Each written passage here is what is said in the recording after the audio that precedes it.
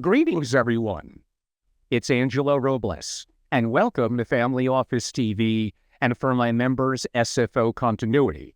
Today, we have a really special program with an incredible guest. This is going to be long form, and I really don't think there's ever been anything like it, that with a luminary like my special guest, Carol, has been this open for this many hours that we're going to do.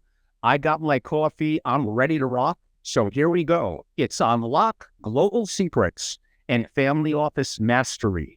It really is a masterclass with Robles, that is me, and Pepper, that is, of course, Carol. A little bit of a subtitle, International Intrigue, because we're going to go around the world. Family Office Drama, yeah, shockingly, there's some of that too. And lessons, and this is Carol's perspective, and I don't think anyone else could say this, lessons from a 5-continent family office creator. That means there could only be one guest that I'm having on the show that's going to qualify for that, and that is Carol Pepper, founder of Pepper International. Carol is a renowned international family office consultant, an incredible background. I've known Carol for over 15 years. I always learn so much when I bump into her, when we meet, always preferably in person. This time we're a little far from our digital platform, but it's going to be an honor to spend a couple of hours with Carol. And on that note, Carol, welcome to the show. Thank you, Angelo. It's fantastic to be here with you.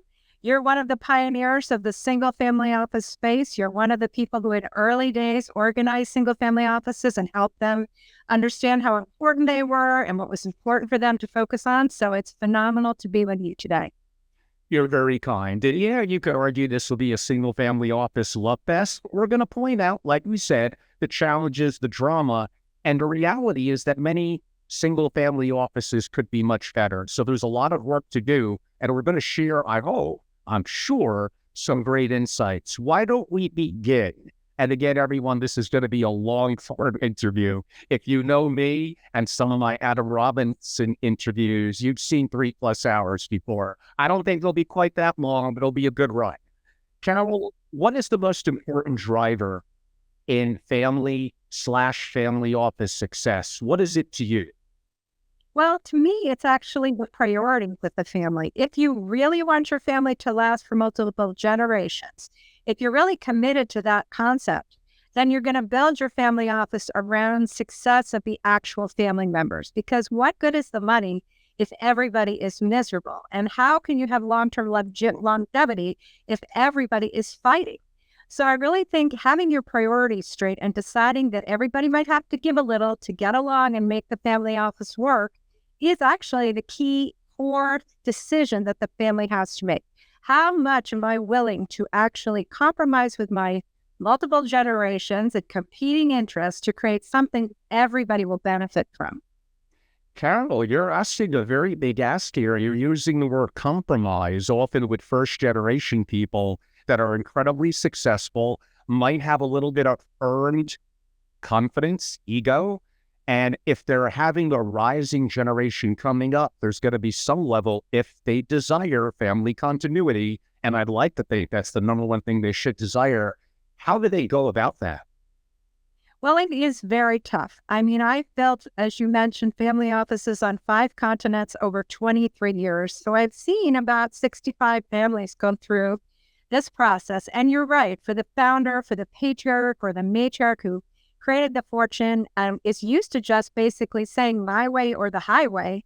This concept of bringing in their younger children who are in their 20s or 30s or 40s and allowing them to have a voice, maybe change direction on certain things, maybe add technology to how the family manages their affairs, maybe insist upon fairness between siblings, for example. That's a big ask. It is a big ask. But if you ask most patriarchs, what's the most important thing to me? Most will say my wife and children. And then if you say, have you actually invited them into the family? Have you actually started discussing strategy? You know, the initial loving response is often, I take care of everybody so they don't have to worry. It often comes from not just a place of ego, but actually love. My role is the protector. I'm the father. I'm taking care of everybody.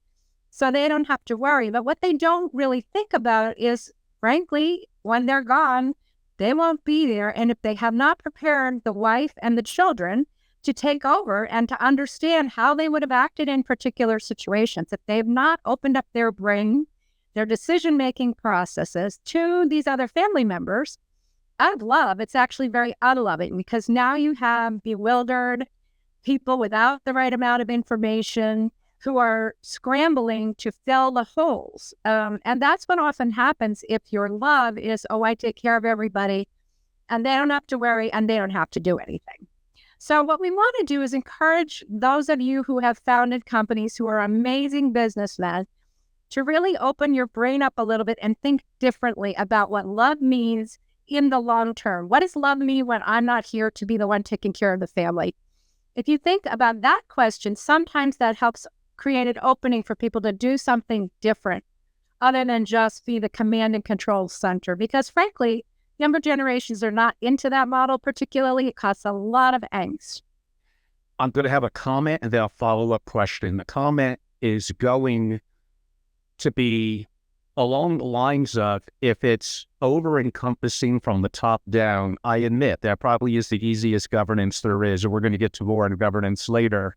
But if you start to do everything for everyone, you develop fragility within the family. They don't develop capacity or capability, especially the rising generations. They don't develop even what I would define as courage, not a word you're used to hearing except from me in the family office world.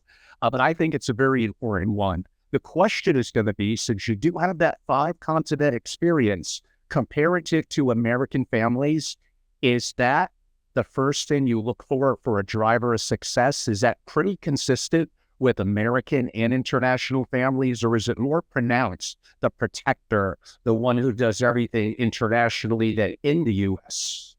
I would say internationally, it is absolutely the rule. If you're the father or the patriarch of the family or the uncle who's taking care of everybody, and it's generally a man, then definitely being the protector was, bred into you from childhood. That is your role in your culture. You are here to take care of the family.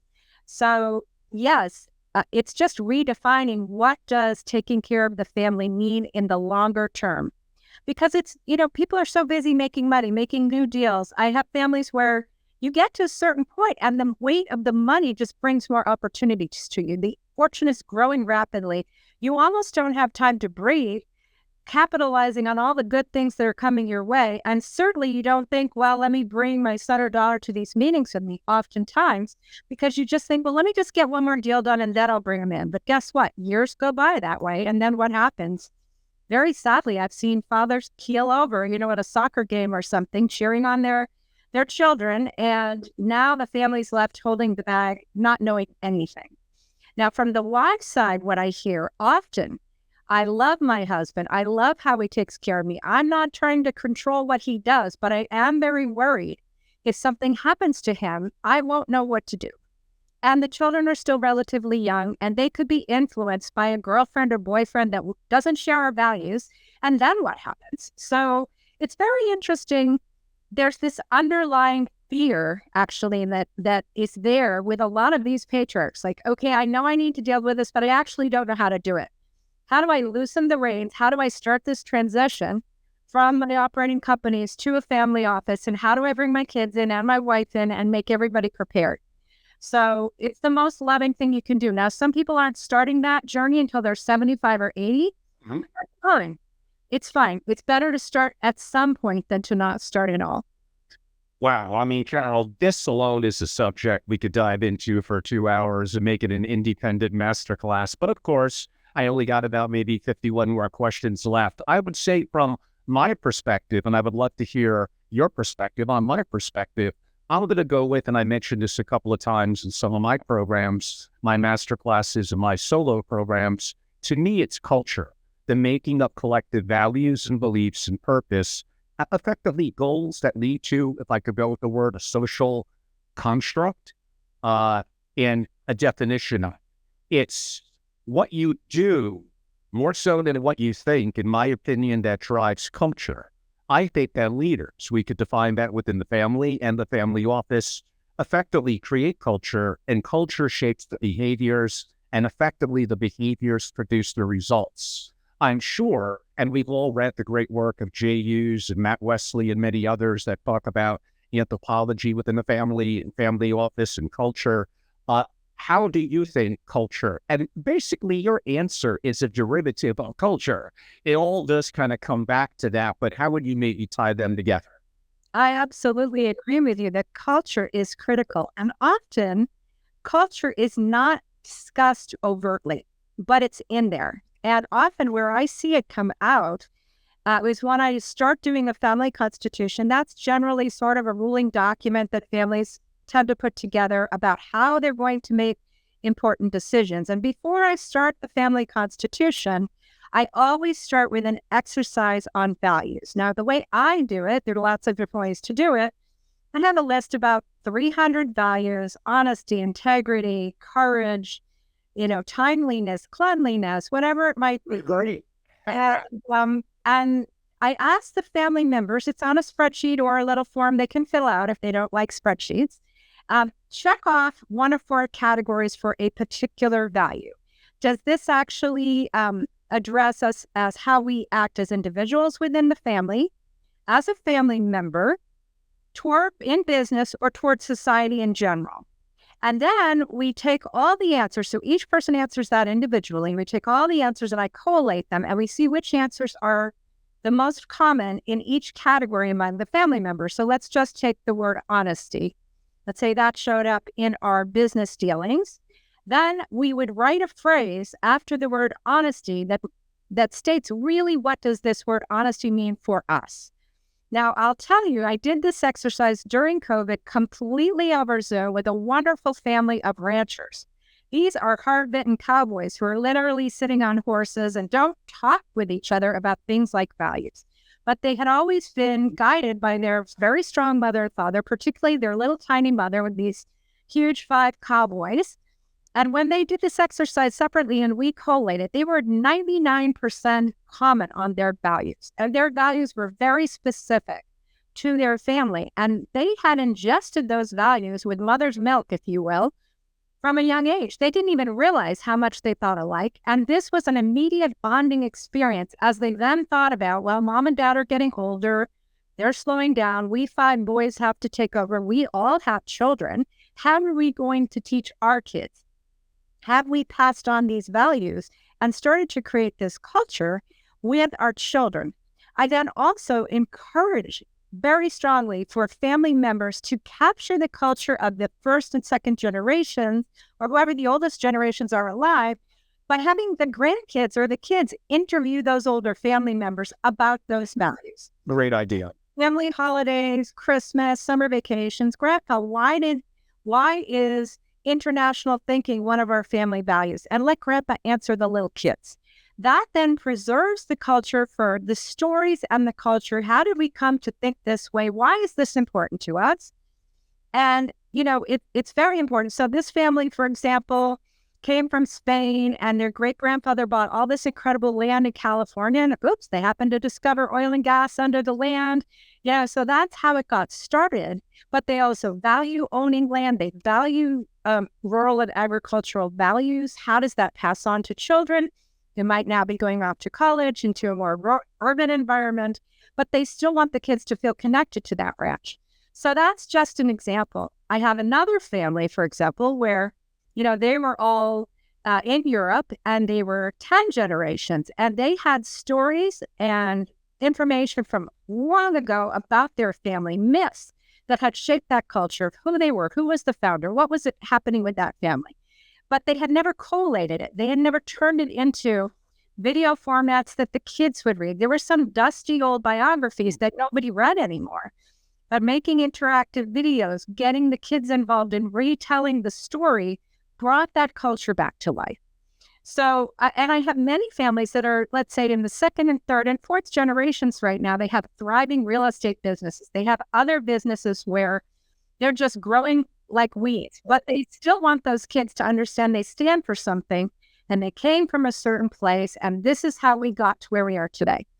So that, to me, is how you start culture with the children as young as possible. Wow, no, those are great examples, and you're a wonderful storyteller, so greatly appreciated.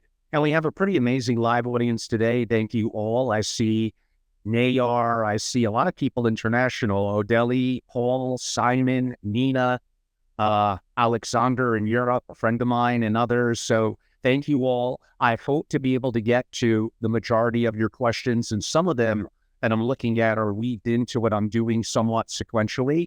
Although those of you that know me, with all the questions I have, I'm not overly sequential, meaning I like to mix it up, and we'll come back to some of the thoughts that we discussed 20 minutes ago at a different point. And I do that for a variety of reasons. Okay, partially to keep my guests on their toes, but I think the audience feels it's more immersive and moves faster as well. And we will come back to women in wealth and women in family offices. And I love what you said. In my experience, that is true as well in cultures that are somewhat male dominated, partially somewhat due to social construct. I could also argue, you know, anything about evolutionary biology and psychology and the impact from just kind of who we are, a little bit of the very nature of people. But we'll come back to a lot of those subjects. Some can be a little sensitive for people, but Lord knows that never stops me. What would to you be the big three? People seem to like things in threes in terms of that are driving factors in family office success. If I had to rank a big three, it's easily people number one, systems, which could be inclusive of processes too, and fast moving with what's going on in tech and AI, effectively tech number three. How about you and what stands out? Well, for me, I would say it's security first and foremost, because we're living in an increasingly dangerous world.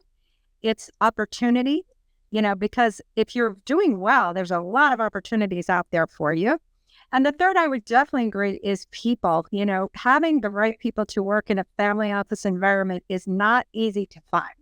Well, I'm sure dive into that more, but there are certain things you need to look for in your staff that are very critical. So I look forward to getting into all these topics with you. Let's jump a little bit deeply into it's a combination of psychology and much else, into the traits, because you also help to build teams. You evaluate teams, and sometimes tough decisions by the family at the end of the day need to be made. And again, I think by far people are number one at the determinant factor of a successful SFO. I would say things that I look for are a level of, one, are you competent? What are you doing? Are you competent at it? I'll mention a second one that relates to competency that's a little sensitive in today's world. I think it's pretty obvious. I don't know, if I'm really rich, a billionaire, a decabillionaire, and I'm building a family office, I want to have incredibly competent people that are likely going to mean they're going to be high IQ. Yes, that does matter. I want to look for, and I know this also is going to be a little controversial because it's going to assume that I don't believe in work-life balance. Well, to some degree, I don't. You are correct. I believe people should be obsessed. That's just me. I think they should really be focused on the job at hand. They should be paid incredibly well to justify their level of competency, their skill set, and their obsession. Now, I could mention two others. I would say being adaptable because the world is changing, and being able to focus. So those are some of the traits to me that I would look for. Are there certain things that you look for in the quality of people in the family office that would stand out to you? Absolutely. And I have to say, some of the most bizarre interviews I've had have been with people for family office jobs. We can get into some of those stories, but of course. Yeah. I mean, I will say that there are some amazingly diverse people who try to come into the family office ecosystem. But to me, the first thing is you have to understand this is a family company. This is particularly directed toward, I think, the investment folks who think it's going to be so cool to work in a family office. Well, guess what? Chances are not very high unless you're a multi-billion managing hedge fund superstar that the family office is going to stake you in your own fund and you're going to be the superstar. So most families want discretion. They want somebody who's not looking for the limelight. They're willing to work, be extremely smart, extremely responsive. If they make a call at 3 a.m, that phone must be answered. Those are table stakes in family office land, I would say. But if you're looking to ride the coattails of the family to creating your own products and then bringing on other families, chances are very good that the family office land is really not the place for you, because most single family offices are very focused on managing their own wealth and having very smart people manage that wealth. And indeed, you're very smart to pay them a good amount of money because you'll get better quality people. So discretion, being willing to listen to the family, being willing to be very flexible, because it's not a corporate environment. So if you have people that have come from a corporate environment, for example, they're used to having one or two conversations, a strategy is agreed upon, and they go off and execute. That's corporate land. Now, in a family, there might be 25 conversations for 7 months before something is actually executed, because various constituencies of the family have to be brought into agreement if they're doing things together. So it can be frustrating for a guy or a girl who's very, very focused on investment performance to be in the family office, because the real goal of the family office is to keep them wealthy. They're already wealthy, to not overly take massive amounts of risk. It's not to make you a superstar or a genius. It's to actually protect and preserve their wealth over multiple generations. So you have to ask yourself, am I constitutionally fit for a job like this?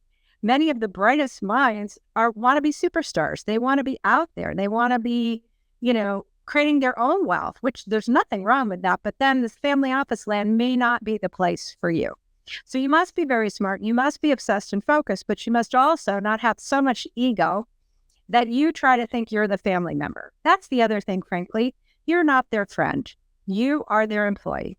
And I think the British do this so well. You can be the butler, but you're never the family member.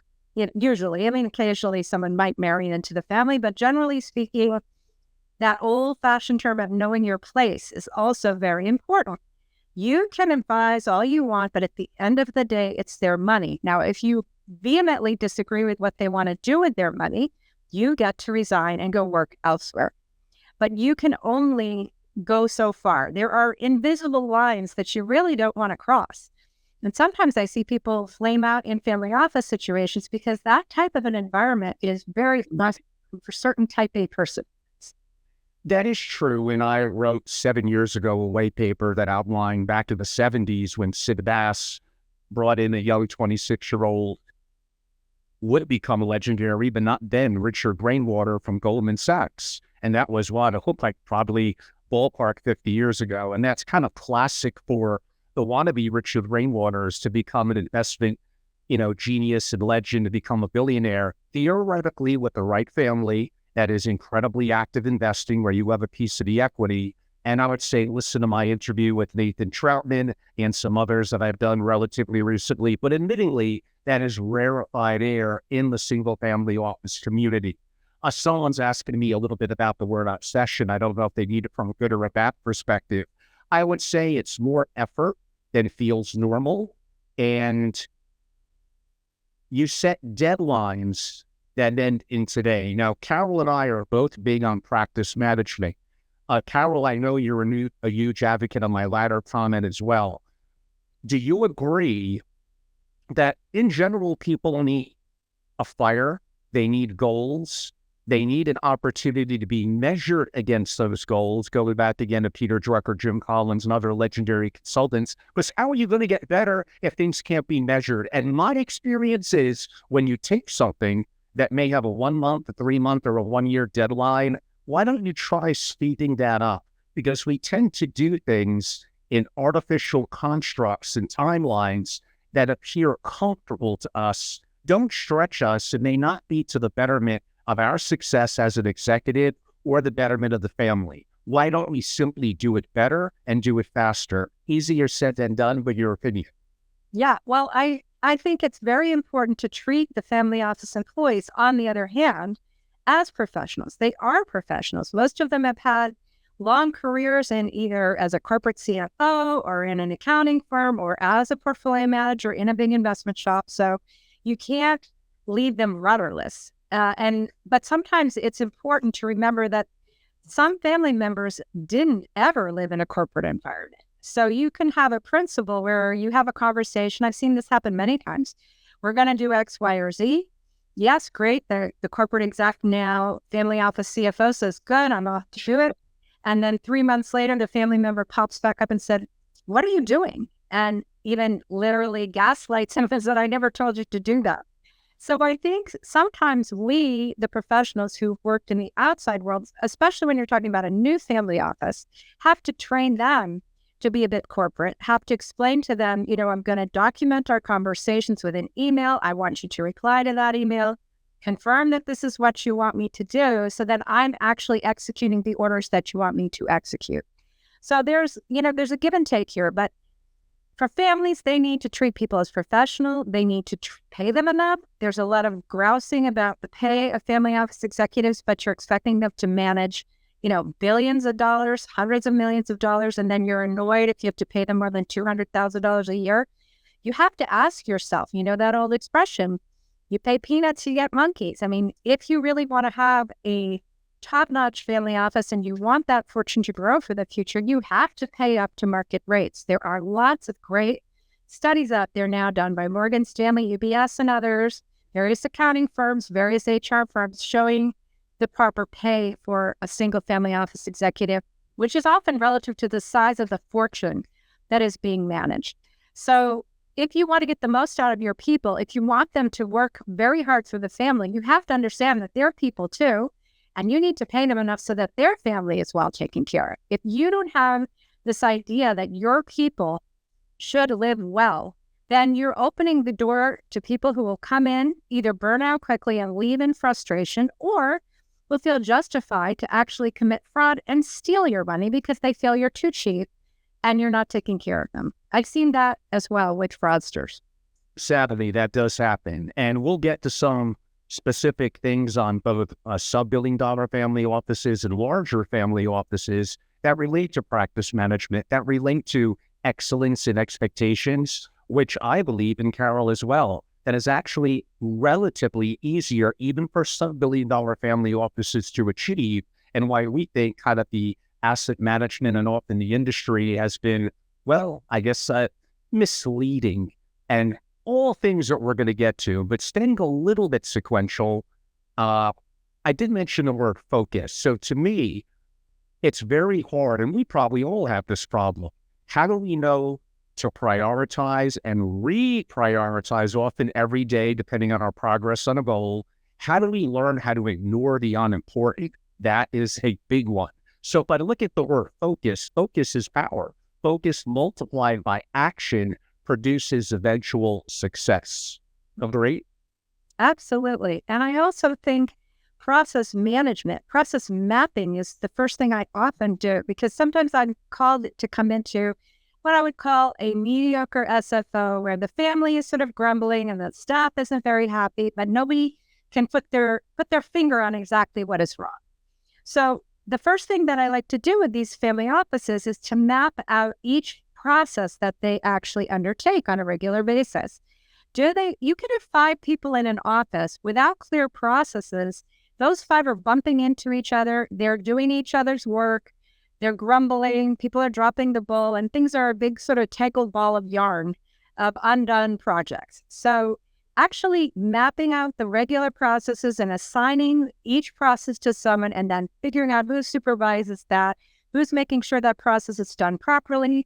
Just like you would with a project management, having deadlines on each task each month, the regular ones, and then the one-off tasks that are required. You sort of get rid of some of that friction of just, we don't know exactly who's supposed to do what. And I've seen that actually in leanly staffed single-family offices. Ironically, they're actually running into each other more than, let's say, a larger family office where it's much more corporate, and they've built it more like everybody has a function, if you will. So yes, people have to be focused, absolutely, but they can't be focused if they don't know exactly what they're supposed to do. So I never want to hear from a staff member, I don't really know what my job is, or my job is these 25 things. Let me give you an example. I know a family office where I went into, and someone was supposed to be doing all the reconciliations all month, but then a family member would call and say, would you go dispute this charge on Amex? And that person would have to drop all the things that they were doing and spend hours on the phone disputing a charge with Amex that the family member had made. Now, that's not a good use of that person's time when they're going to hold up all of the monthly reporting because this one family member has insisted on immediately having somebody dispute a particular charge. So it would be better to say who should do that. That happens on a regular basis, or give it to X. This person is not in the middle of a monthly closing. This person is much better off to go dispute that charge. Now, if the family member still wants to talk to person A, he or she can talk to person A, but person B can be the person actually getting on the phone with Amex, because the family member doesn't care. He or she just wants it done. Wow. I mean, I completely agree with you. It's shocking. We could go into a family office, and especially if there's not family or others around, and we're trying to, again, help and be a mentor and be a value. And like, what's your primary directive? What is maybe a second and a third goal? And how did you prioritize it today? I'm going to say half the time there's fuzziness. It's not totally black or white. It's a little gray, and it's a little unclarity. So understanding from the family to the boards and committees, if applicable, down to the head of the family office on down. What is my mission, and what progress am I making on my goal today? But sometimes it literally is day by day. It is scary how often that is a little bit askew.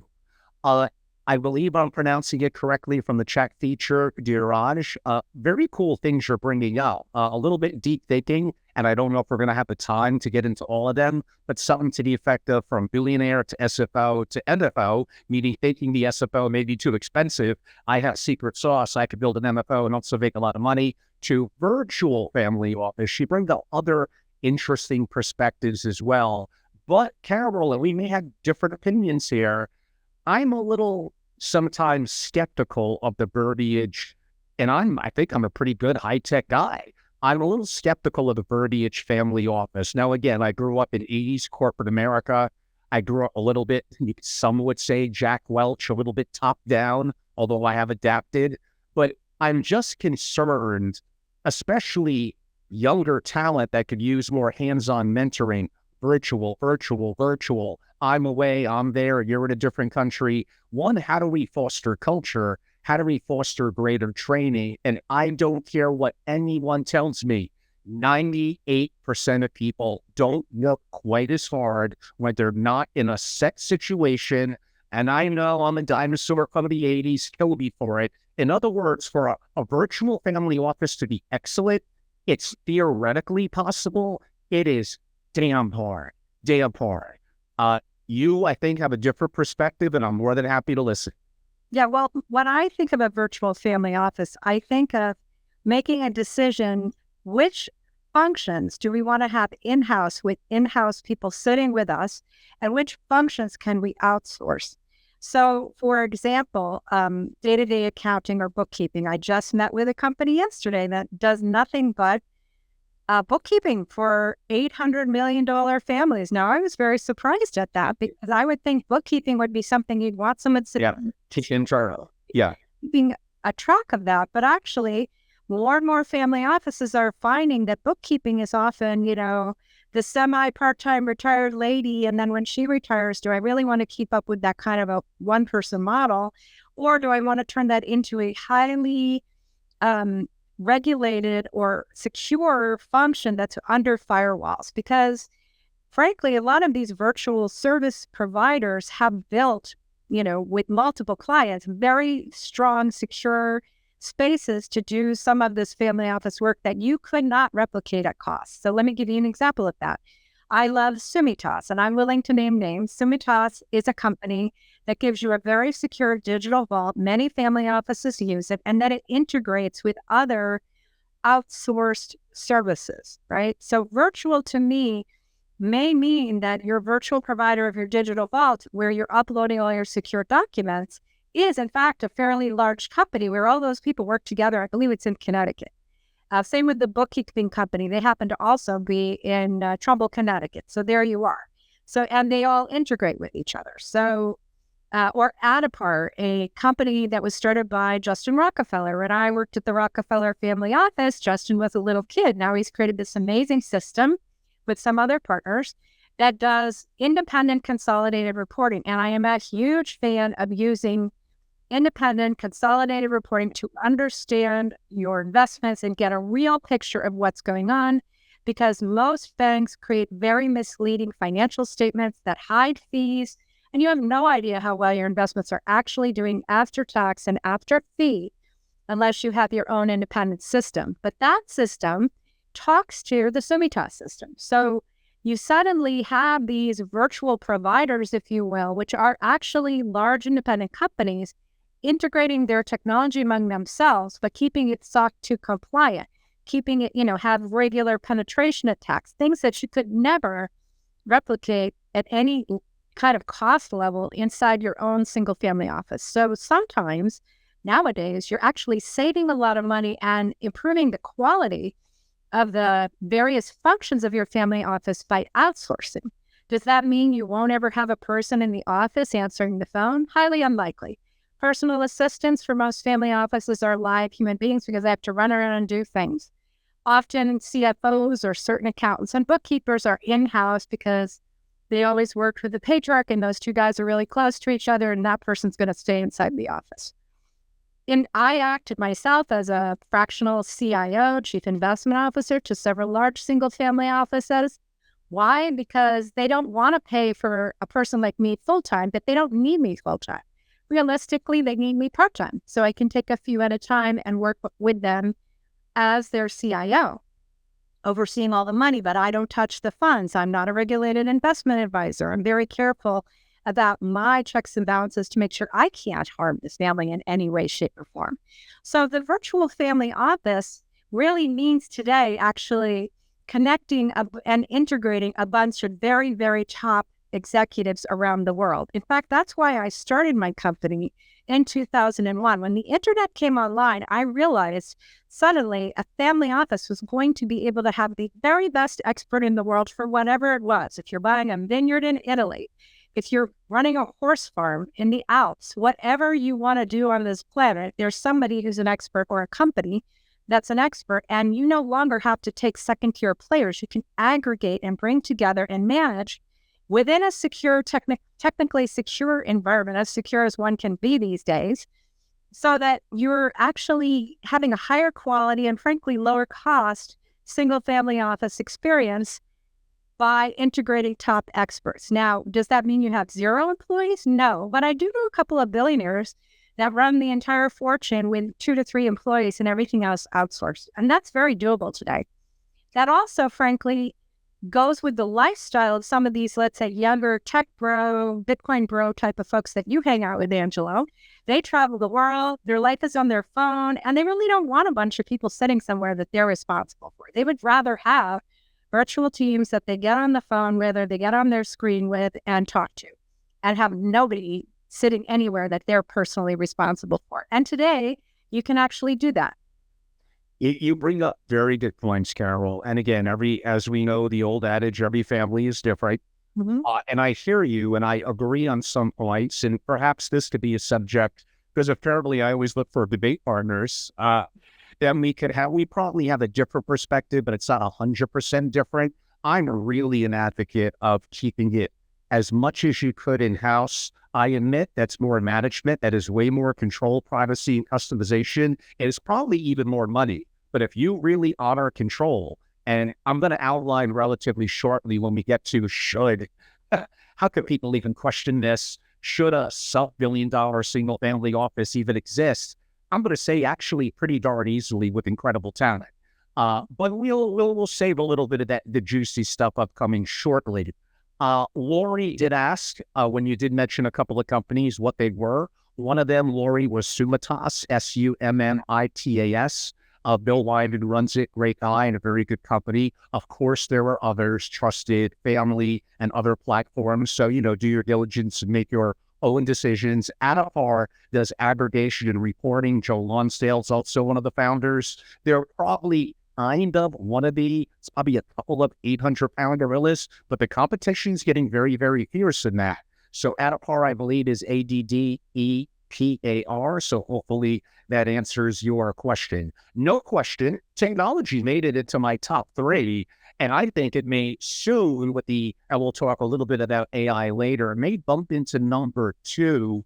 And I could see one day, and I know people are going to hate me for this, 20 years from now, where a little bit sadly, it might be number one. But we will save a little bit of AI discussion for upcoming shortly. If I had to go back, Carol, for me and kind of shake my 21, 24-year-old self a little bit, I got 30 seconds. What could I tell him besides maybe who would win the Super Bowl that year so I could get a lot of money? It would be probably to be better organized and build better habits. So Stephen Covey's book on 7 Effective Habits, great book. I'm actually due to reread it.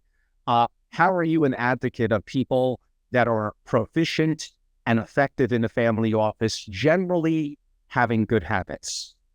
Oh, well, I think I would say most people in the family office space do have good habits.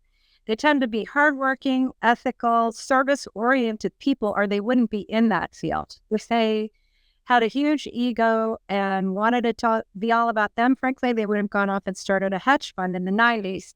So I do think having good habits, personally, always... And now they would be getting like 7% returns. I just had to throw that in. I'm sorry, Cal.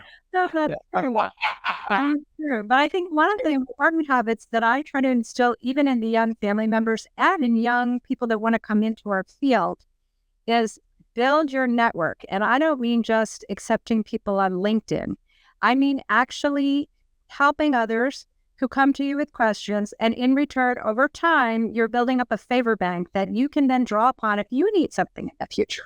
Having trusted relationships is actually going to become much more important as AI takes over, because we've already seen, for example, deepfake videos of CEOs ordering their employees out that they should go transfer money for some secret merger. Now, ironically, I think we're going to go the full circle back to actually having to do a lot of things face to face because that's technology. So that means you better have good friends in the business. Angelo and I have known each other for many, many years. People that you can call, ask an honest question, ask for help, ask for an off-the-record referral on somebody else. Do you know this person? What's their reputation? I can't tell you how many times when people approach me, big families, they say, I was referred by somebody, I checked you out. Now, I checked you out means they called other people and asked about who I was and what I did. And I guess they heard enough good things that they decided to call me. But your reputation is the most important thing in this business, because at the end of the day, you don't get into this rarefied world just because you want to. You actually have to earn your way in by a competency, as Angela mentioned, of course, intelligence, but ethics, trustworthiness, a pretty spotless reputation, not doing outrageous things on Instanet that, are going to offend somebody. So you have to think long-term. If you really want to be in the family office world and you really want people to trust you all over the planet, be a trustworthy person all over the planet. And you start that from the very first day when you're in college or high school. How you treat others. How you treat others follows you your entire career. I mean, I can be asked about people I worked with at Solomon Brothers in the 80s, and I will tell people exactly what that person did. And I know that that is the same for other people talking about me. What did I do when they encountered me? 100%. Obviously, I would assume that ethics and of character is inherent in terms of any employee that you're going to hire, but it is good to obviously bring it up. We did have in the subtitle, and people always like juicy stories, and you're a wonderful storyteller, Carol, a little bit about family trauma, black sheep in the family, things that, come on, when you have enough family members, there's going to be people that are a little, they're different. They're contrarian. They're almost sometimes going to be argumentative, and that can sometimes be a positive from questioning status quo and not being stuck in confirmation bias as a family. That can also go too far and cause intra-family litigation and challenges. How do you address, I'm assuming by first listening to varying family members, but how do you kind of broker peace or bring in the applicable expert that could help? Yeah, brokering peace is a big part of the family office job. And sort of psychology 101, and also, frankly, my favorite book on negotiation, which I think is amazing, is called Getting to Yes. It's from the Harvard Negotiations Project. And that book We were taught that when I was in JP Morgan in the training program, MFP1, for those of you who are former JP Morgan graduates, we had our training programs had numbers and we were all very proud of it, but they brought in really amazing numbers. And that is that you have to build consensus point by point in order to broker peace.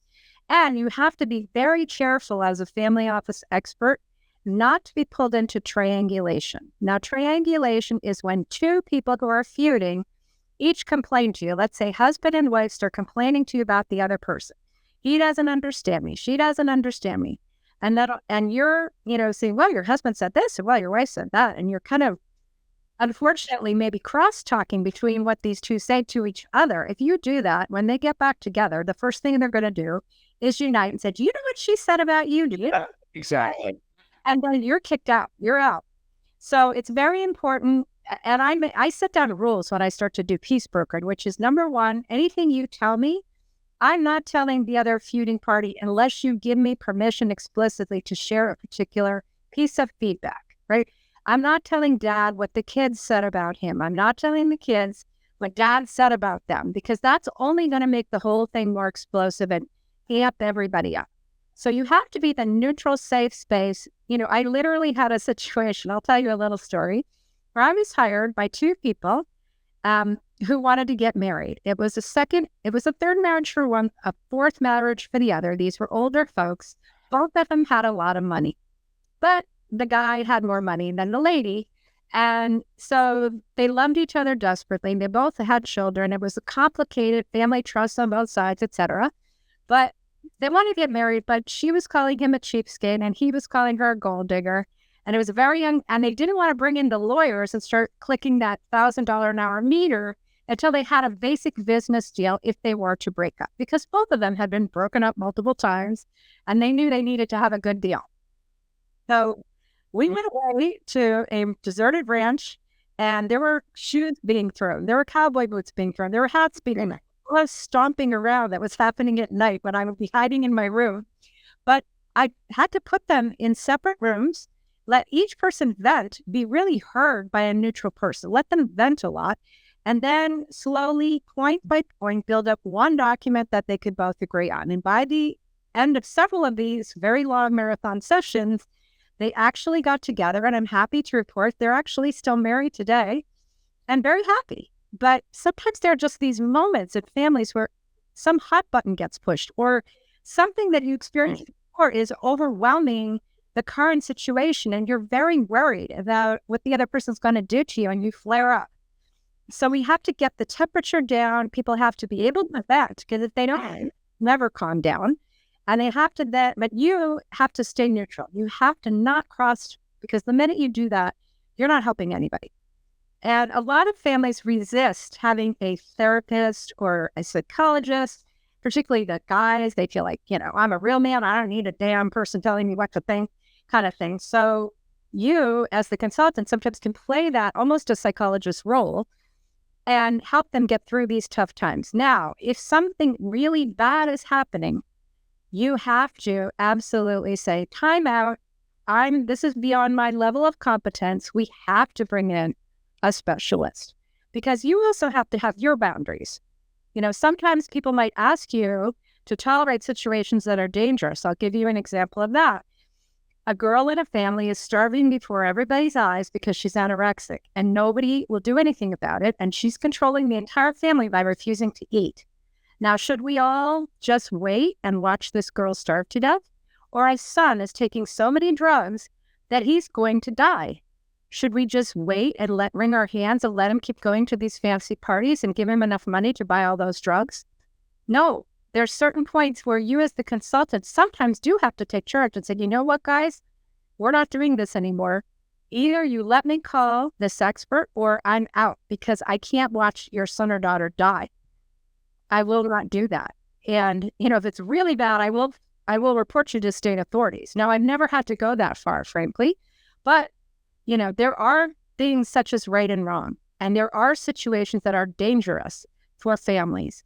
And it's very hard for them, because if they're publicly known, the last thing they want is their kid in rehab or their daughter in a eating disorder clinic. But sometimes that's got to happen to save that kid's life.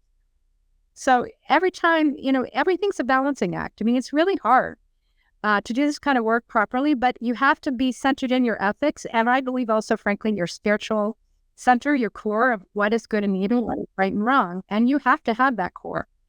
If you don't, work is hard to do because you have to know at a certain point, not everything is relative. There are lines that should not be crossed.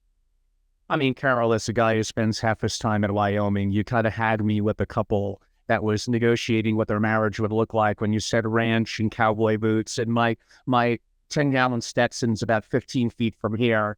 And Jack is asking Angelo, has Carol earned? We still got well over an hour to go. Then I'm going to smoke my cigar after this interview. You bet you. Carol is awesome. And I'm going to earn that cigar. That's for sure. But we got a long way to go before that. Okay, now we're going to get into a subject that I hinted at a little earlier. It gets me a little riled up because outside of me and you and a couple of others, the industry is, of course, wrong. And that is basically the question, should sub-billion-dollar family offices kind of exist? The answer is obviously yes, if the family desires it and could afford it. If they desire control, privacy, and customization, which, hello, every person of success, especially control, for sure does. Could it be nimble? Yes. Could it be creative? Of course. And it all comes down again to people, systems, and technology. Now, we're not going to dive too deeply today into family office structures. I've done a million interviews on that. It actually is not that complicated. I've done it myself for relatively modest fees, a couple of tens of thousands of dollars. We make too big of a deal of it. If I got a family office, a holdco, and creating a private trust company, you all could too. And yes, they do intertwine and work well together. But a subject for a different podcast. But when I hear that, oh, they're too small, it's too expensive, we need the Wall Street pros and the banks to come in, I'm like, that's the last thing that you probably want to do. And my final comment, again, I get a little riled up before I send it to you, is the reason why whether large or smaller family offices may not objectively, qualitatively be so great, it has nothing to do with outside forces like we're describing. It has to do with their own internal goal setting, expectations that they're held to, quality of their people, including the comp, because comp does matter, coupled with systems and having the right processes within that and tech stack. And none of that needs to be overly wickedly expensive. And we're going to get to the cost of people shortly. The industry has lied to you as even a $100 or $200 or $300 million family office, you could, if you want, afford top caliber talent. Before we really go down some of those rabbit holes, that was on a more 30,000 foot view. What is your opinion of that? Where would it be different or aligned? Well, let's just start with one question. Do you or do you not want to control your own destiny? Do you or do you not want to control the destiny of your family? And if you say, I want to control our destiny, I don't trust others to control our destiny, that's how we got wealthy, bucking trends and seeing things that nobody else could see at the time. That's how we made our fortune. That's how we work. That's how our brains are organized. Then I say to you, create your own single family office. Now, there's a massive, massive conflict of interest between all financial service providers, pretty much, and the family. And that is that the family office clients are viewed as cash cows. Sometimes I've heard them referred to as chum, i.e. people that when you throw the bloody fish in the water, the big sharks can come and eat them. You know, there's a view that, oh, they're so rich, we can make a lot of money off of them, okay? And one of the things that the street will do is undermine the independent advisors that you have, who are only paid by you and don't have a stake in what products you choose. It's very important that your CIO or your head of your family office is not compensated by bringing you certain investment products. So to pick on some of these big banks, for example, they have a platform of investment managers that they select in various asset classes that they present to their family office clients. Now, They will also argue very strenuously that they should also control the asset allocation of those funds in your portfolio. Why do you suppose they do that? Why do they not want you to have independent advice on how to put together these products into your portfolio? Because frankly, they stuff your portfolio with some decent managers and some managers that are sort of mediocre that they need to have allocations for, because every manager on their platform is basically paying them to be on the platform. Of course. So there's Somehow this isn't obvious to people. I don't quite get it. This is obvious to people. And there's this steady drumbeat from the Goldmans and the UBSs and the JP Morgans of the world that, oh, family, it's so complicated. You couldn't possibly know the mix of stocks, bonds, and cash and privates that you should have. Now, I say there is one asset allocation for every single family office, and that is three things. CBA, cash, have at least 2 to 3 years of expenses in liquidity, so you don't care what the market does. Beta, every single thing that has a market security is beta. You're not going to get plus or minus all that much in the market. And alpha. Alpha are the privates or the things that are not in the stock markets. And therefore, that's where you're going to make a lot of money. Now, the proportion of C, B, and A in each portfolio depends on the purpose and function of that portfolio. But you really need to look at these big banks and big wealth management firms as supermarkets with products on their shelves. Now, I recently did a search for a family office, a big multi-billion-dollar single-family office, and I asked several of the big players, the big names, please give me your list of managers in each asset category so we can review them, because we have very specific requirements. And I got massive pushback. They didn't want us picking and choosing. They didn't want us to be a supermarket, which is frankly what they are, because when I lined up all of these so-called unique platforms of managers, I would say there was a 75% overlap across these big banks. Of course. Everybody's using PIMCO. Everybody's using Neuberger Berman. Everybody's using, there's not that many big institutional size, institutional quality money managers out there, people. So that's the thing they don't want you to know. There's not that much difference between what you're going to get out of JP Morgan or, a trust company or Goldman. They're all fairly similar. And then they'll say, well, then you should just use our in-house product, because that's really where we come up with the special sauce. And in some cases, they're very good at some of this in-house product, but the amount of it and where it should fit are decisions you should make yourself. They hate being treated as supermarkets, but frankly, that is what they should be, and that is what they are. And the decision-making, the brain, the timing decisions, the asset allocation decisions need to be kept by the family, because each family has operating companies or various timelines, very specific reasons why they're doing certain things. And I guarantee you, nobody's asset allocation looks like the asset allocations that JP Morgan, UBS, or Deutsche Bank are going to be showing you. On that subject, Carol, to get us both riled up, because we spoke about this offline several times in the last couple of weeks, I had a wonderful man as a guest on a couple of weeks ago, and I guess I would call it a debate. And I argued, my God, it's not even a question. If I'm a single family office and I'm active in the capital of the family, which 95% are, there are some concierge-centric family offices, and that's fine. That's what you want, go for it. But I need to control the investment policy statement, the asset allocation. I may decide to be more of an outside or outsource the execution, although I would arguably disagree with that. But I'm going to hold firm. I do, as the principal in the family office, and arguably if a larger scale or investment committee, we control the investment policy, which might be investment policy statements and asset allocation. Wall Street will claim to you that they know it better than you, that it's complicated. It is easy. I'm not going to say a fifth grader could do it, but probably someone with some level of intelligence in high school. It is not that hard. And the industry, and again, is positioning it to make it, just you made your money, relax, we got you covered, just pay us. You don't need the buffer between me and you, your single family office. And these are things that get me, because I guess I'm Mr. Single Family Office. These are things that get me a little mad, Carol. I'm 100% with you. So let me give you an example of that.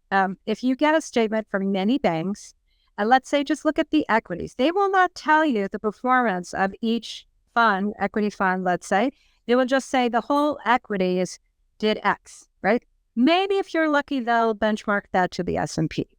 They And we're all used to that net. And frankly, if you're dealing with Swiss banks, they won't even tell you that. They'll just give you a number and good luck to you to figure out whether this was good or bad performance. It's quote unquote difficult because you are not given the information to understand what's happening. But when you have the information, indeed, your high school senior or junior or even freshman in high school could do this. So for what you can get in the consolidated reporting systems, they get feeds directly from these banks.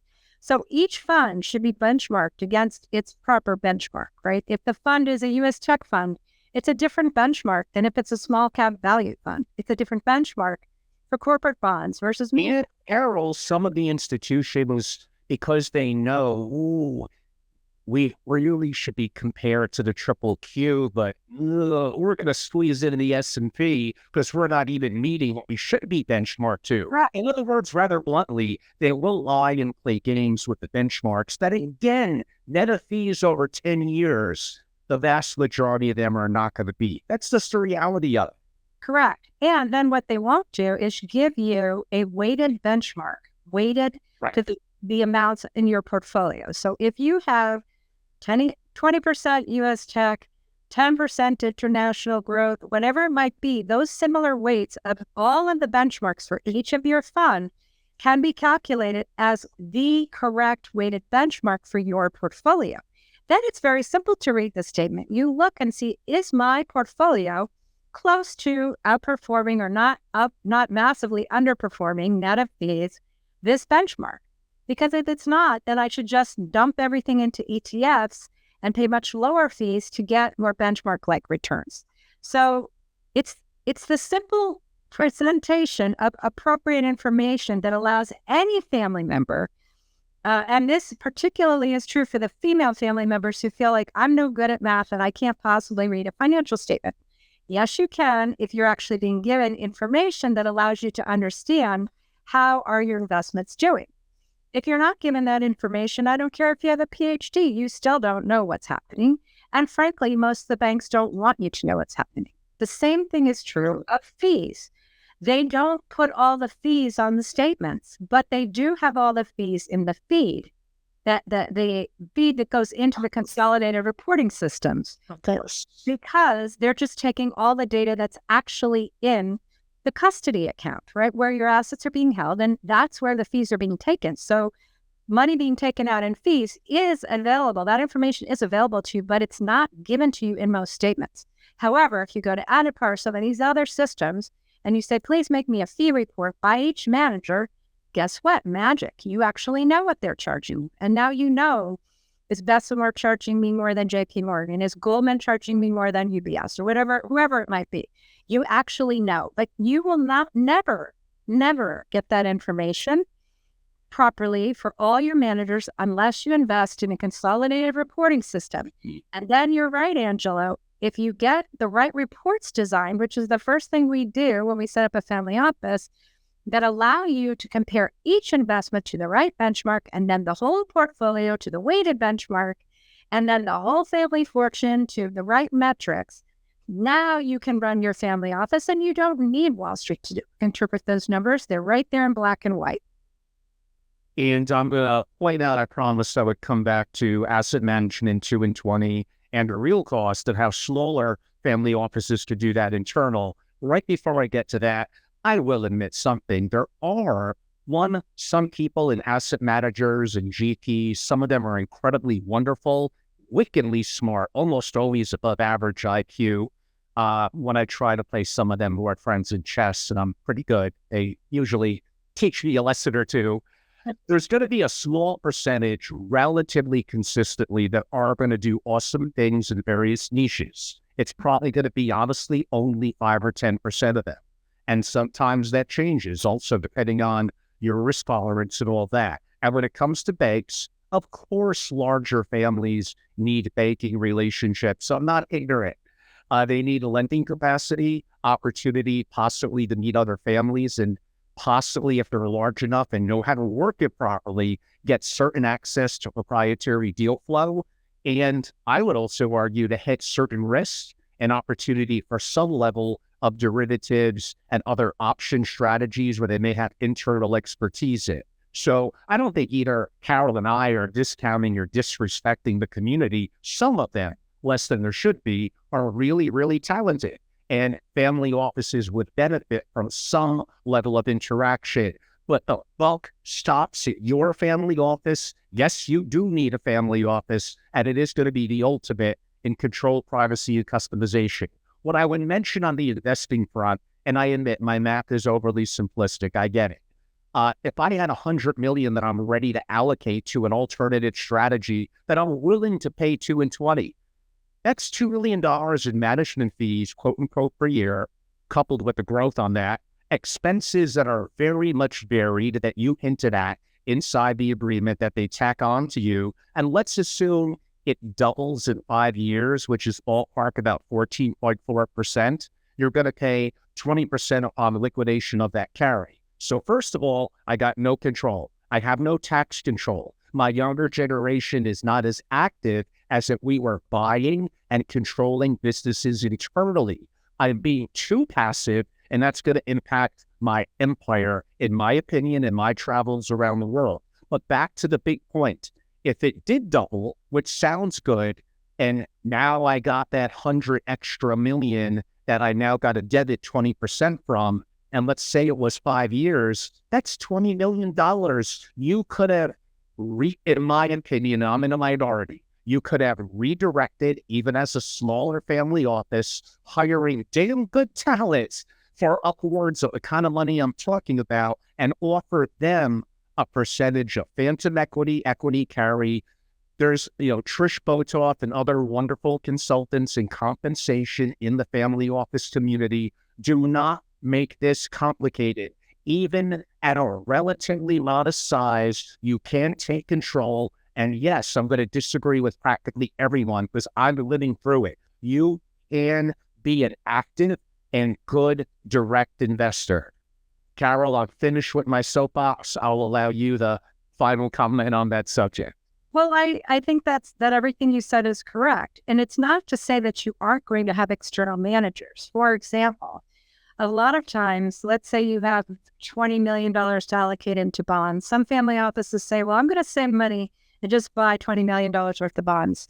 Chances are very good you're going to get hosed because you're going to get the best prices. And then you're going to have to fill out all these K1s, which is really a pain in the neck. You'd be much more advised to have 4 or 5 institutional quality bond funds in various categories, and whatever you're paying, and bond funds generally don't have horrible fees. You'd be much more advised to do that because you get more diversification and more control, because your little $20 million bond portfolio is not worth managing internally. So it's not that you're going to start managing all the money internally. It's that you're going to be very active in picking the managers on the bank's platform, because they have mediocre ones and they have great ones. And then there's a whole universe, as we know, Angelo, of managers who do not want to be on a bank platform. They're institutional size and quality, and you might have to do more work to find them, but you might be much happier with them than you are with the bank platform managers. So it becomes a question of how committed are you? As you say, are you willing to hire a few people to go out and do manager search and selection for you? Or you can go to Cambridge or one of the big institutional manager selection consulting firms. They all have family office practices now, and they will sort through all the managers and help you pick the right ones rather than giving that job to a private bank. So there's lots of different ways to skin the cat. But I agree with you in terms of alternatives. When I first started looking at alternatives when I was at the Rockefeller family office, we were actually putting together the very first hedge fund of funds for the family, and we were interviewing all these hedge fund managers. And I would say 99% of them, came and went very quickly because they were just a lot of fluff. They were charging high fees. But there were definitely people that we knew that were very happy with Tiger, in those days, the original Tiger guys, not the Cubs, but the original Tiger guy, because he was making 30 to 40% a year. Julian Robertson in his day was brilliant, and it was worth paying him 2 and 20. because you're making 30 or 40%. But if you're getting 7 or 8% from your alternative fund, as you said, with lots of buried fees, et cetera, is it worth it? Not necessarily so. That's why you do see a lot of single family offices now clubbing together. And I spend a lot of my time actually matchmaking families from different parts of the world who want to do things together. Maybe one family is an expert in, I don't know, fishing in, the Nordic countries and has incredible fish that they have canning plants and things like that. And maybe somebody in Latin America has a great distribution network and they can make a deal and open a new market together, and they both do extremely well. So there's a lot of clubbing going on, and the younger generations are very interested in that as well. And that's one of the good purposes of the conference circuit, is that it's a place to bring your kids where they can meet other kids like themselves and start to figure out how they might want to do things together. Of course, that assumes that you don't bump into 90% that are sponsors and vendors, but we could save that subject for a different time. Boy, I'm just being beloved by the industry today, except for single family offices. Probably everyone hates me, Carol, but I have you. So I got a great friend in the community. We're like-minded souls. This may relate a little bit to virtual and digital family offices. To me, the family, even more than the SFO, but the family and the SFO, they need to in-source creativity.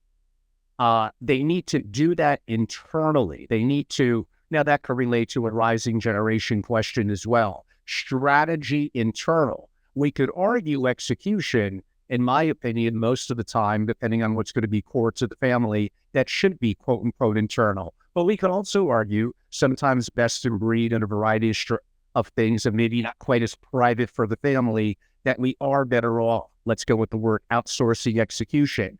But we're not, as the family office, I'm not outsourcing the results. I'm responsible, in my opinion, for picking the right outsource partner. Now, part of it is, some of it is quantitative, some of it is qualitative, unless it's investing that's a little more black and white. But I think it's important to understand what is strategy and then what's the execution of that strategy. 100%. It's one of the most exciting conversations you can have as a family. And often it starts with reviewing the history. How did we get wealthy? How did we make our money? How did we get rich? Did we roll, there's some people that say we took every penny, we mortgaged everything, and we, rolled the dice and we hit it and we made it big. And from there we built and eventually diversified, right? There are others for whom it was a slow build from multiple generations from 500 years ago, and they're still building, the heritage of their family brands. So how you build and where you feel most creative is something that's often buried in the story of how the family got wealthy in the first place. And, often, sometimes you'll see the founder is a brilliant genius. The kids are sort of overwhelmed by their father, and so they're kind of viewed as, and frankly, they might be geniuses too, but often they're overwhelmed by the personality of the strong founder. But sometimes then the grandchildren will pop up, and the grandkids people will say, God, he's just like Grandpa Joe, who started on, oh my God, he's just like my father. I remember my father was just like him at that age. And you'll see this gene of creativity resurface. But if it's not resurfacing, that's a very cool thing to call a strategy session about. There are consultants who will do that. They'll sit down with you and say, okay, let's start thinking creatively. What do you want things to look like in 100 years? When you ask that question of people, that simple question, what do we want our family to look like? What do we imagine it's going to be like 100 years from now? Sometimes they can't quite see it. All right, what about 50 years? What about 25 years? You get closer to where they can imagine it from where they are today, and then move forward. What do you think it's going to look like when half of the Americans live on Mars? What is our family going to be doing? Are we going to be mining minerals on Mars like we mine minerals today? Are we going to be servicing spacesuits? Are our kids going to stay here? Fun questions like that actually open up the brain and start to get people thinking. I can talk to you about a family that I think is incredible. This family has a 100-year business plan for a portion of their money. And they say, okay, in their case, they absolutely loved Hawaii, right? They love the islands. They love Hawaii. But Hawaii, as you know, used to be self-sustaining in food. And then it was taken over by all these pineapple plantations. And, it actually imports most of its food now. So this family said, this is ridiculous. We have this beautiful volcanic soil. We want to bring farming and food sustainability back to the Hawaiian Islands. This was well before COVID.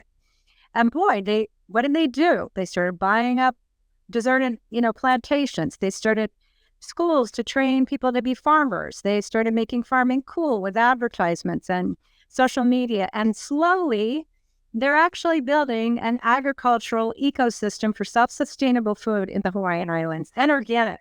Wow. So that's an example of where if you say you want your family to make an impact, you can literally pick something that excites you or that you love, that you want to improve. And you can be the person that actually does that. Many, many of the most innovative things that have happened on this planet were funded by a family office or a wealthy family back in the day. Great example I always love to give, J.P. Morgan funded Thomas Edison. Now, J.P. Morgan used to fight like cats and dogs with his father, right? His father thought he was an idiot. And for years, as you know, Thomas Edison failed miserably many, many, many times before he actually created the light bulb. His father was ragging on him, saying, why are you still with that guy Edison? What's wrong with you? That guy's an idiot. Why are you spending money on that? But J.P. Morgan believed in Edison, and eventually we all had electric lights. So being willing to be stubborn and have a long-term vision and stick with, let's say, those entrepreneurs or those inventors that are solving something near and dear to your heart, or thinking big, what can I create 100 years from now that I can be proud about from the grave? Or maybe I'll be alive by then because the longevity technology will be great so that my kids can see what we have done as a family. I think one of the luxuries you can have as a wealthy family is to have pride in not only your personal achievements, but how you help society that you live in. Because guess what? You live on this planet. If we have famines, if we have, wandering hordes of food insecure people all over this planet, which could happen if we don't fix, for example, our agricultural soil globally, guess what's going to happen? That's going to affect your quality of life, even if you're wealthy and you're living in your little compound. So thinking outside the box, and there's massive money to be made fixing, the upcoming agricultural, desertification of half of the ag land on the planet. You can make a lot of money on that. I actually know a family office. I was speaking to her at the Opal conference where you and I both saw each other again, Angelo, where they're funding a group that's making it rain in the desert. And this guy really is making the desert green. He is actually going to solve this problem. And he's got governments from all over the world eagerly ready to embrace and put this incredible technology, which happens to come from IBM. And I didn't know this. IBM is one of the biggest weather sources in the world of weather data and weather technology. This guy is an IBM scientist with his partners, and he's fixing a global problem. But who's funding him? A family office. And so those are the kinds of exciting things you can do where you can really be a lever, a point on, a point of inflection for the entire planet and make a lot of money at the same time. Wow, that's a great story. And yes, I do remember that. Thank you for bringing that up. I'm going to ask, well, before I get to that, because we're probably going to run over 2 hours, I'll try to keep it not too far over, Carol. We still got even 45 minutes or so to go to get to 2 hours. But just in case some people may have to leave soon, we could do it more extensively at the end. But for those that may have to watch it later or the second half that they couldn't hear, they might want to say, wow, Carol, and they should be saying that is incredible. How can they learn more about your services and reach out to you? Oh, thank you. Well, a few different ways. You can go to my website, which is pepperinternational.com. You can email me, carol@pepperinternational.com. I also have an online free site on YouTube called Family Office Bootcamp. And on there, you'll see some introductory videos if you want to get more of a flavor of sort of how I think about managing money, making a good financial match for marriage, teaching your kids to be wealthy in a safe way. I've got a bunch of videos there you can check out. Or reach out to me on LinkedIn. I have a public profile. I'm also sort of once a month on Bloomberg Television talking about the markets. You can go on Bloomberg.com and just put in my name and you'll see a bunch of clips. But I'm definitely open to meeting other families who either want to set up their family office or they have one that they're not very happy with and they need some help. I'm happy to help. Or you need a CIO that is part-time, you don't need a full-time person, I can help you, or I can at least help you set up the right investment process. So when we hire that person to be your full-time CIO, you have a good, strong investment process in place. But very to speak to people after this. Thank you. Of course. So we'll do that again at the end. And again, we probably have an hour to go. We're going to cover differences between U.S. and international families, family governance, a little more in investing, rising generation issues, women in wealth. So we have a long way to go. Those of you that know me know that I enjoy long-form interviews. And I'll be a little greedy for a second. I partially enjoy them because they're, like, I feel I'm getting 2+ hours of consultative consulting from Carol for free. Shh, just don't tell her. Like, this is great for me because I'm a student of wealth and the family offices, and I learn from incredible people. I may disagree with them sometimes, but that causes me to get off my anchor, my confirmation bias, and then I often learn at least one, if not more, new things that I then weave into the work that I do. And going to angelorobles.com is my website. It includes information on my membership and the services that I offer. And I'm really big because also it's part of my experiences being a founder and a longtime CEO at Family Office Association that I sold. I do enjoy the membership model. I just don't want it to be bureaucratic and hierarchical. I want it to be intimate. So for me, having 30 founders as families and SFOs, and then maybe slowly grow from there. And no offense to vendors and sponsors. Again, some of them are awesome and maybe come in as a guest speaker, but I don't want their money per se. I don't want them to join. I want to keep it very intimate to the proprietary work and masterclasses that I host and the in-person gatherings for real face-to-face, peer-to-peer, which I do a lot of, specifically New York and Palm Beach, but I'm active around the world, traveled to Europe just a couple of months ago. We'll catch up a little more at the end of the program on that, but let's get right back into providing you all a lot of great content. And I hinted this one was coming up, Carol. What are some of the differences that you see between U.S. comparative to other significant global families and family offices, maybe on the investing front, but definitely also on their process for thinking, for a critical thinking, for family dynamics, anything you want to bring up, I'm all ears. Well, this may shock you, but I actually find generally international families are more intellectual than U.S. families. They've gone to college. Many family members have a PhD. They love the academic pursuit of setting up the right structures. They eagerly listen to consultants. They listen to experts, where sometimes in the U.S., we think we can do anything and we don't need experts to tell us what to do. I find in the rest of the world, they respect expertise. They're willing to listen. They'll still make their own decisions at the end. But I find that they take a much more almost academic and intellectually rigorous approach. For example, they love making a strategic plan for their family office before they get started. They love doing the family constitution and the values exercises because they understand the value of uncovering sort of information about the family that they don't know. So on the one hand, they're very intellectually polite and very smart. I love that about international families. And that goes for every country in the world that I've worked with. I would say they're also more traditional in their family structures, meaning that generally the father is the head of the family, period, end of story, unless the woman is divorced or the woman is a widow. And that father is the law of the land. So what he says goes. So sometimes it's a little more difficult for the next generations to get in there and to express their individuality relative to their father because there's such a deep respect that they don't even sometimes want to question what he might suggest that everybody do.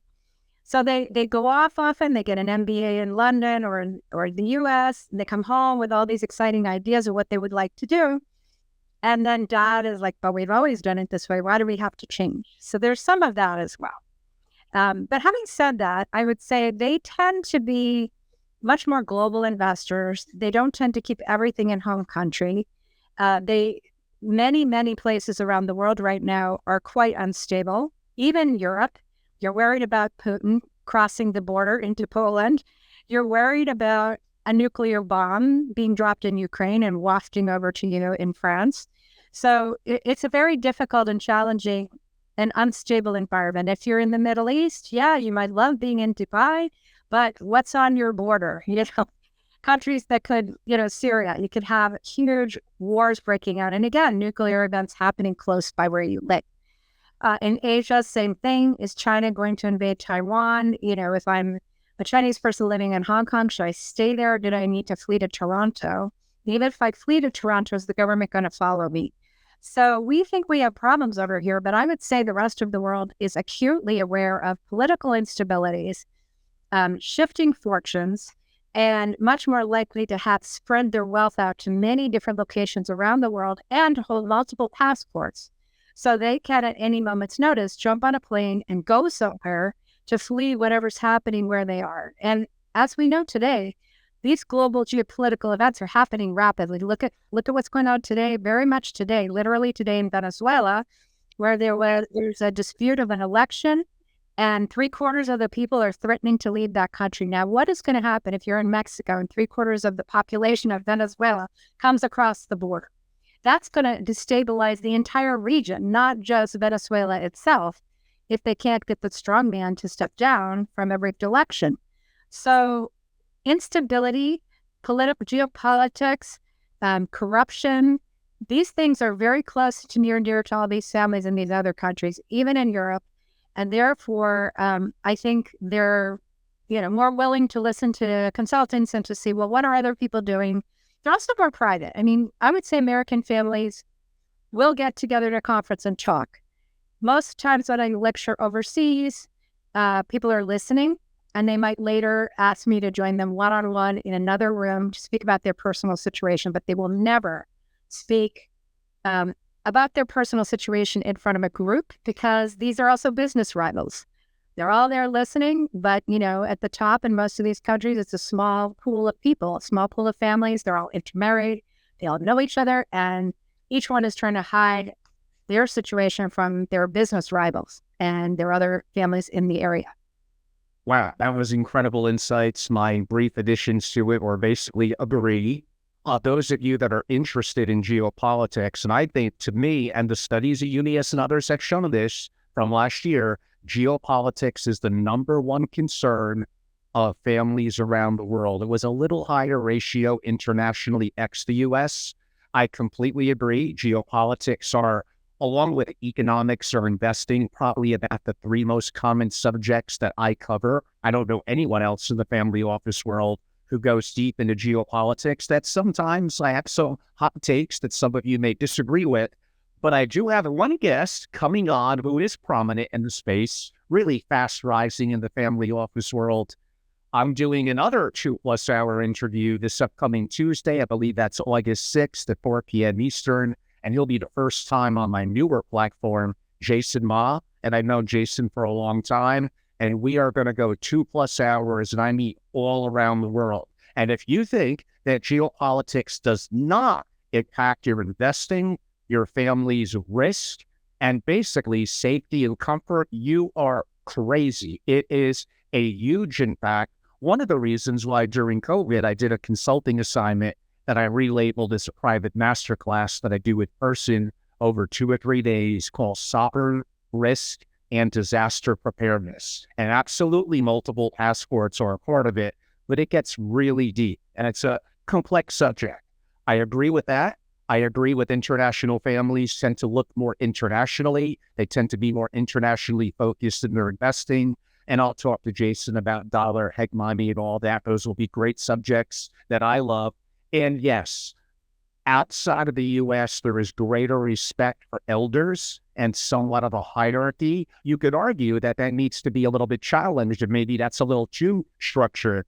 But I also, given that I'm more of an elder than a young one, I do like anything that respects elders. So I'm a fan of that. My next question, a little bit out of the blue, Carol, but I think it's an important one. Your thoughts on investment committees? That's a great question, actually. Well, first of all, I would say this. Never give someone who's outside of your family voting rights over your investment. Okay? Yes. Voting rights. Make it an advisory investment committee.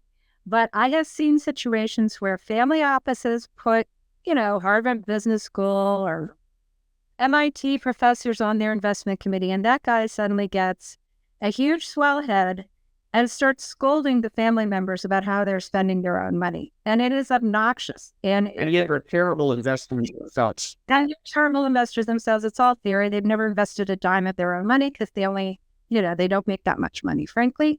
So the first thing is only family members, in my humble opinion, should vote about investments. Unless, exception being, if not a single family member is capable, then you're going to have to do a very careful search on who you give this power over to. Okay. But generally speaking, take advice from everybody, make your own decisions. You do not want to have the fox in the hen house. We already talked about the conflicts of interest with the street and people in finance who want you to buy their products. So who are you going to put on this committee that isn't going to have a conflict of interest? Other than family members, you can have professors, you can have economists, you can have bankers, trusted old bankers who've been with the family for, who are retired and you really trust. It's great to hear their opinions, but at the end of the day, it's your money. And I really think it's important to keep that sense of ownership and agency within the family, because if you don't, within a couple of generations, you're going to be completely penniless, because eventually some con artist is going to come along who says to you, I know how to make your family rich and I can control your family better than you. It could be a son-in-law, could be a daughter-in-law, could be just an advisor, and that person is going to fleece the family. And it's happened more than once. There are lots of statistics that show that over, 3 and 4 generations, family money goes away. And why is that? Because the family doesn't keep responsibility of these funds that they have. So I feel very strongly that it's good to have an investment committee. It's good to seek opinion, but only on an advisory basis. At the end of the day, the family members need to vote. And as we have said, it is not that complicated. I have taught so many women, for example, come to me and go like this: I don't understand investing. I don't understand money. That's my husband's area. That's my dad's area. That's my brother's area. I can't do it. It's not true. You can do it. You absolutely can do it. You just need to learn the language. You probably learn French in high school or college or another language. You do other things very well. You can absolutely understand it. And we could go on a long riff about how good women are as managing money. And I have lots of stories to tell you about that. In fact, I wrote a book about it called The 7 Pearls of Financial Wisdom, A Woman's Guide to Enjoying Wealth and Power. It's available on Amazon. I co-authored it with Camilla Webster, a wonderful journalist. Sure. And we have amazing women. It was 60 female financial experts talking about various aspects of managing money. Even, for example, Doris Buffett, Warren Buffett's sister, talking about how to be a good philanthropist. And she certainly wasn't trained in finance, but she became an incredible philanthropist. She's since passed away, but it was an amazing experience to interview her. Well, you bring up a lot there that I think is a good segue, although it's going to sound very different, to our next subject that relates to overly hierarchical and bureaucratic and effectively slow, lethargic, lack of family members' engagement. And I'm glad you brought up, everyone is so careful. Everything is family governance. That's 99% of the reason why families won't sustain through the generations. Family governance and how they make decisions may, I agree, be the most important, but to underestimate lack of engagement in the family capital and funds and legacy and taxation, those are important too. And to totally discount that, the problem with the hardcore investment folk is they know nothing about culture and governance and that importance. The problem with people that are overly only in the governance and culture have no proper respect for engagement of the family in economics, geopolitics, the money, and being a little bit more hands-on in the process. So that could be a problem of larger scale family offices, and how I'm going to segue into it, which will get me in trouble with some of the community. I think mission statements and vision statements are awesome. I think a family constitution that you mentioned earlier, it's great. Are there times when an investment committee is needed? Yes, but with the parameters that you noted, that at the end of the day, the buck stops with the family. And I could argue for boards, for elders councils. My God, all we're doing now is creating boards, advisory committees. We're complicating matters. We have overly hierarchical and bureaucratic. There comes a point when it gets too much. And what happens is the family does become fragile.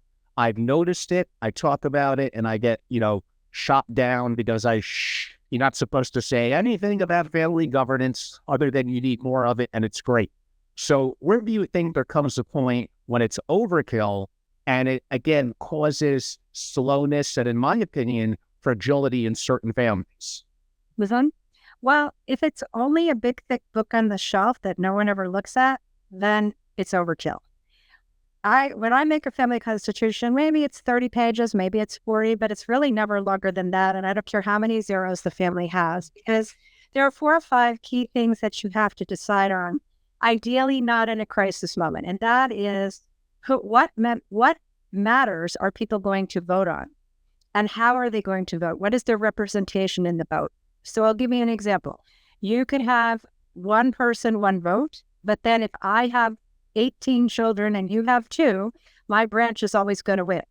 You could vote by branch, which a lot of families decide to do so that they take out this computation, but then you have to go through a process of figuring out who's going to represent the branch's vote.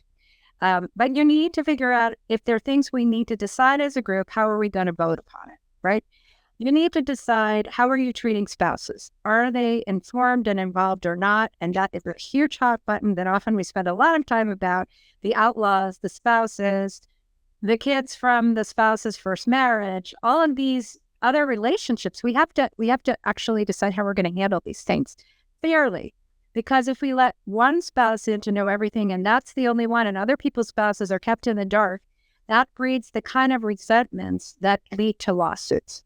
So the purpose of family governance is to create enough fairness and clarity of what's expected of you so that favoritism is not the way decisions are made.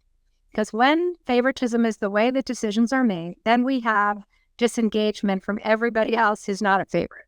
Like, well, they don't listen to me anyway. Well, my voice doesn't count, so therefore I'm just going to, skip all the meetings and just let them do whatever they want. You see a lot of that. A lot of discouraged family members.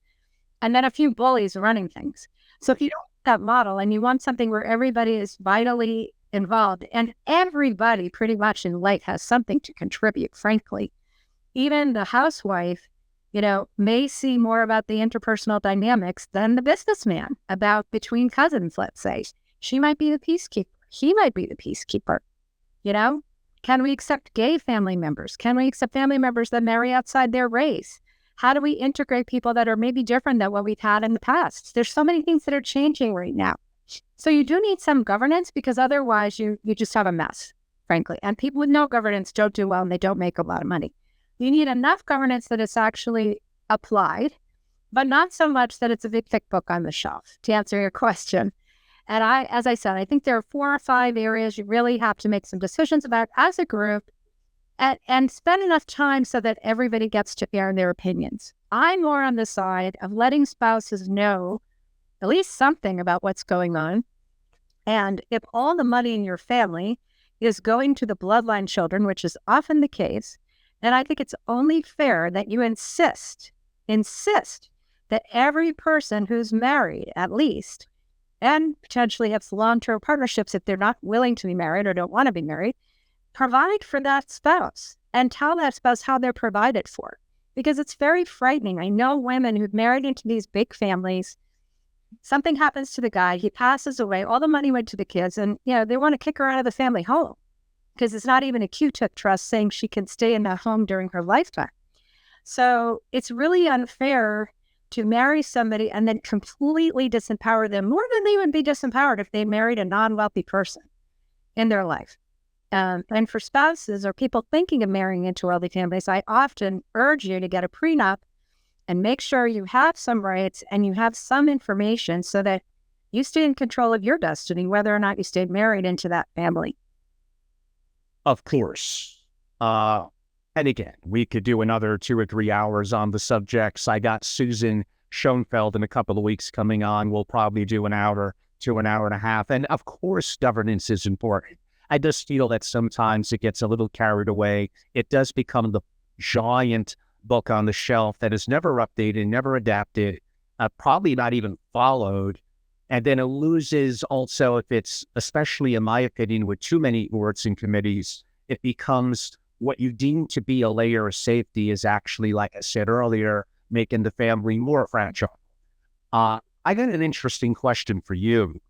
As you're working with the family, potentially building out a team, making our current team better, clarifying goals as a family, setting direction, there comes a point when you do have to move on. Maybe that's a month, 3 months, maybe it's a year. How do you work on the family and the family office being sustainable after you move on? Very good question. Well, if I can't extract myself, then I haven't done my job properly, because the family should not ideally be dependent on any one person, whether it's me or someone else. Obviously, I have had a tremendous amount of experience, and I think I can be very helpful at a point in time to get things organized and moving forward. But I would say that's why I advocate for independent consolidated reporting. Don't use the free Fidelity system, people. If you decide you don't want Fidelity to manage your money, good luck getting your data. Have your independent digital vault, have your independent consolidated reporting, have your outsourced experts that are plug and play so that any one person cannot crash your entire organization. You need to have organizational resilience. Have fantastic employees. They should all be under massively scary NDAs. They should all have employment contracts that you can get rid of them when they're not working out. They need to have clear job descriptions so they know when you're not happy, and they know a parting of ways is going to come. Ideally, you even can negotiate what their walkaway would be if it doesn't work out. I like to create, for example, 6-month trial periods, and what the walkaway would be if someone leaves within the first 2 to 3 years, because that's when you see the most turnover in the beginning. Then somebody settles in and it becomes a long-term relationship, but there could be a lot of churn in the beginning because you just didn't pick the right person. So long trial period, clear walk away. What happens if both of us are unhappy within the first, let's say, 3 years? Makes your organization itself resilient rather than just dependent on that one person who should not hold you hostage. I have seen lots of these older family offices where there's an older gentleman that was very beloved, let's say by a father. The father's passed away. The mom has kept him on. The kids are not so sure. He's now 75. And yet he's still working. He doesn't want to be put out to pasture. What are we going to do about this guy? So that's a common problem right now. Or we have family office that's been around with dad through his whole life. All those people are ready to retire. They're tired. They want to go and live their lives. And we have to bring in new people. How are we going to do that? There's a lot of that going on, not only within the family, but in the family offices themselves. So that's a good inflection point where you can change how you've always done things. You don't have to create the same situation dad had with his advisor who stayed with him his whole life. You can have a more modular family office with some virtual help and some in-house people in a way that gives you more control over who is in there with you. I believe it was author, and I'm a big fan of her work, Lauren Nevitt, that stated in her commentary in Geopolitics and Families and Family Offices that dedicated single-family offices are not without their challenges. As much as we kind of love them, Carol, we do know that there's lots of challenges out there. Attracting and retaining talent, she brings up, cybersecurity threats, mounting cost, digitalization and greater focus on environmental, social, and governance, aka ESG concerns. These are all potentially making it more difficult, I could argue, in even a modern family office. How do you think this is playing out? And this now is probably a chance for bringing in Gen Z and the rising generation a little more into our discussion. Well, is it hard to have a single family office? Yes. Does it take effort? Yes. But you have to say, what is your alternative if you don't do it this way? That's the real question. That's the actual question. Everything in life is hard. If you're going to live a good life, to be an ethical person, to get up every day and exercise, to eat healthy, to have good habits, is difficult. But your quality of life is much better. So in the same way, having a family office is difficult. It can be a pain in the neck. You may not want to have it all the time.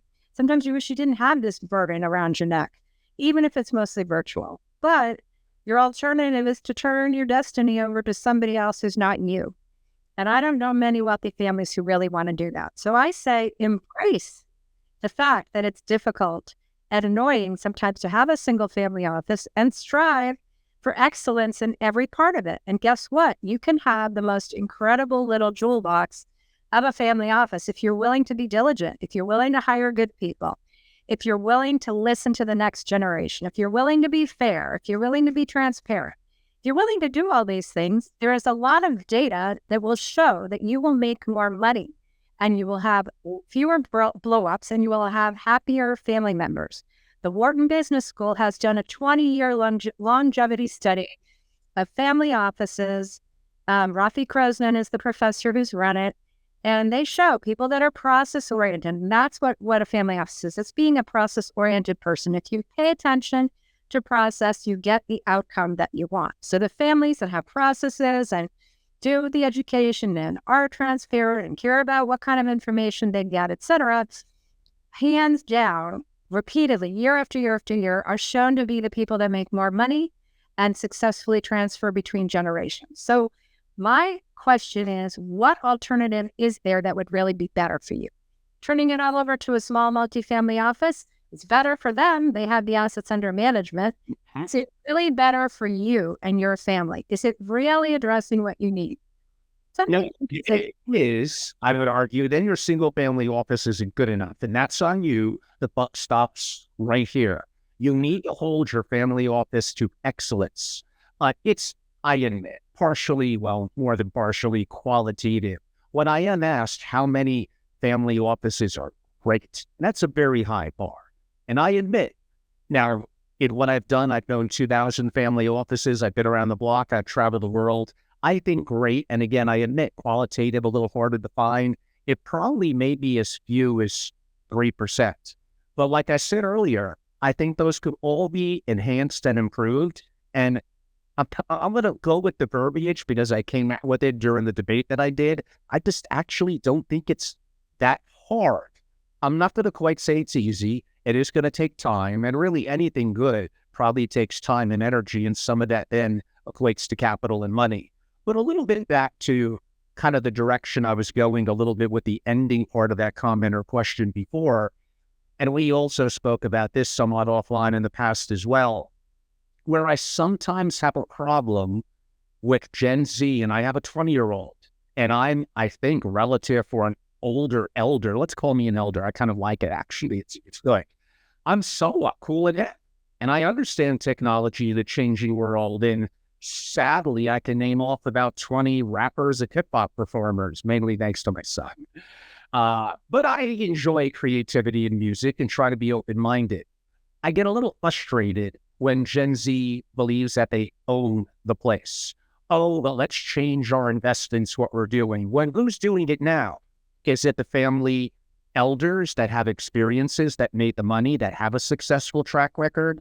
You know, you maybe go out there and work, young Gen Z, get your own money and do what you want with it. Now, I know I simplified it and caused a little bit of trouble. Do I think the elders would benefit from listening consistently, and that's part of good governance to the rising generation, even teenagers, I would argue? Absolutely yes. Do elders get too caught up in how things used to be? Does their mind not expand as much? They get anchored? Yes, yes, and yes. They often have their share of faults.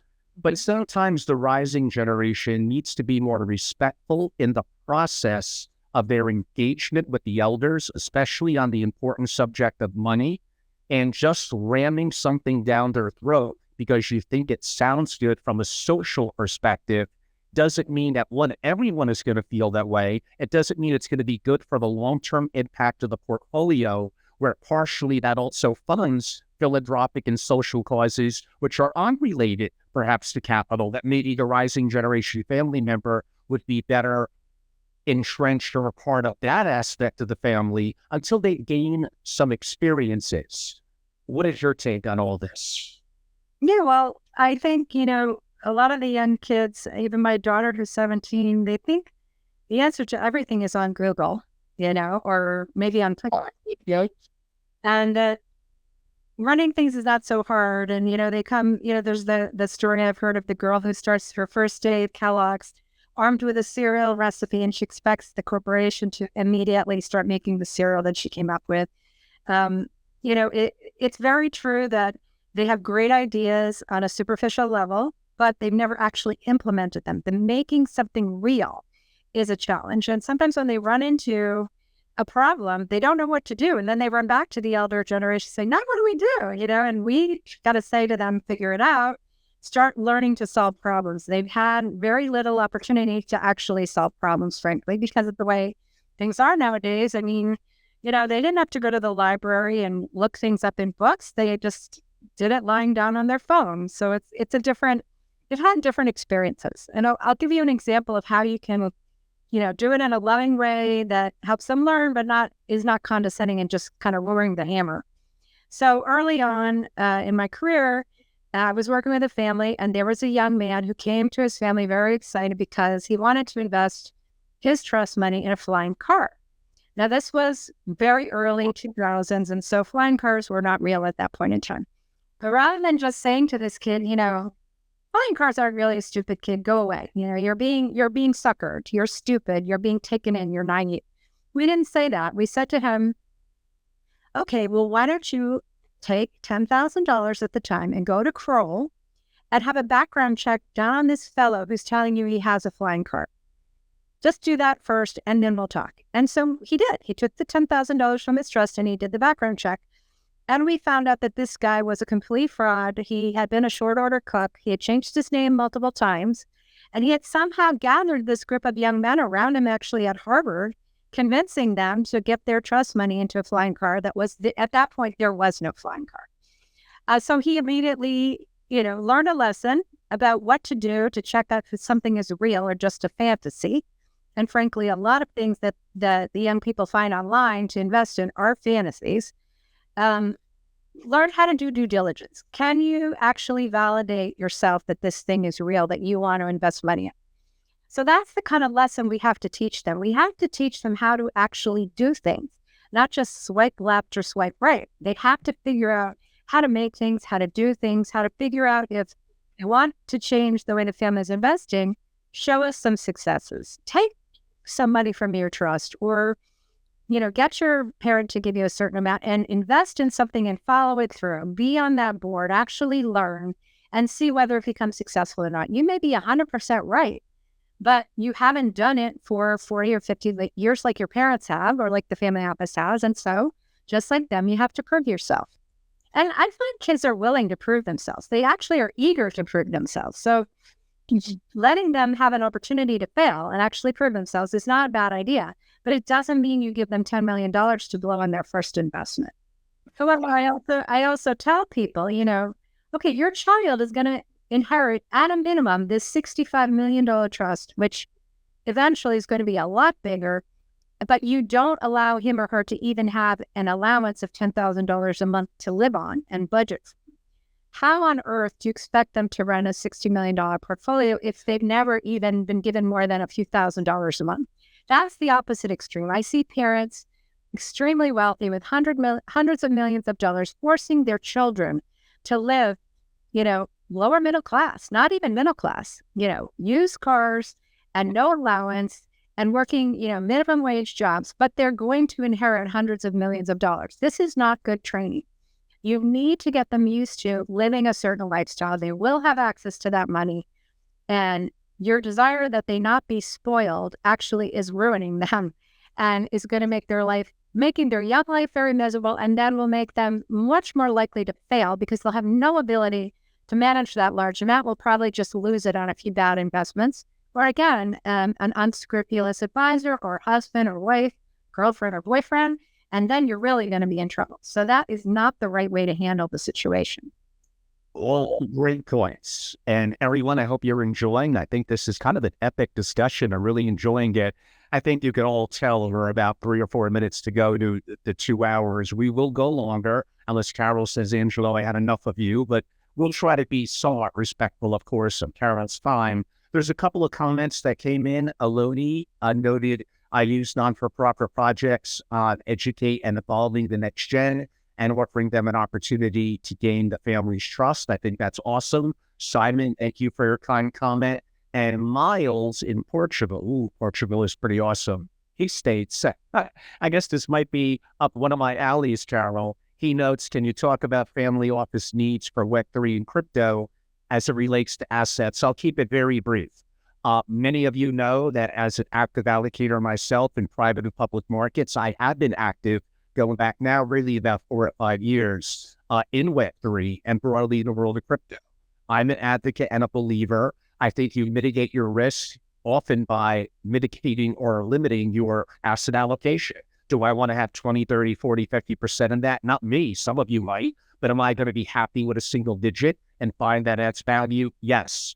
Are most family offices really with older executives in a CIO type position really wrapping their arms broadly around, especially Web3 and crypto? No. Has it really taken off in that community? No. Did I talk years ago that there may be a value?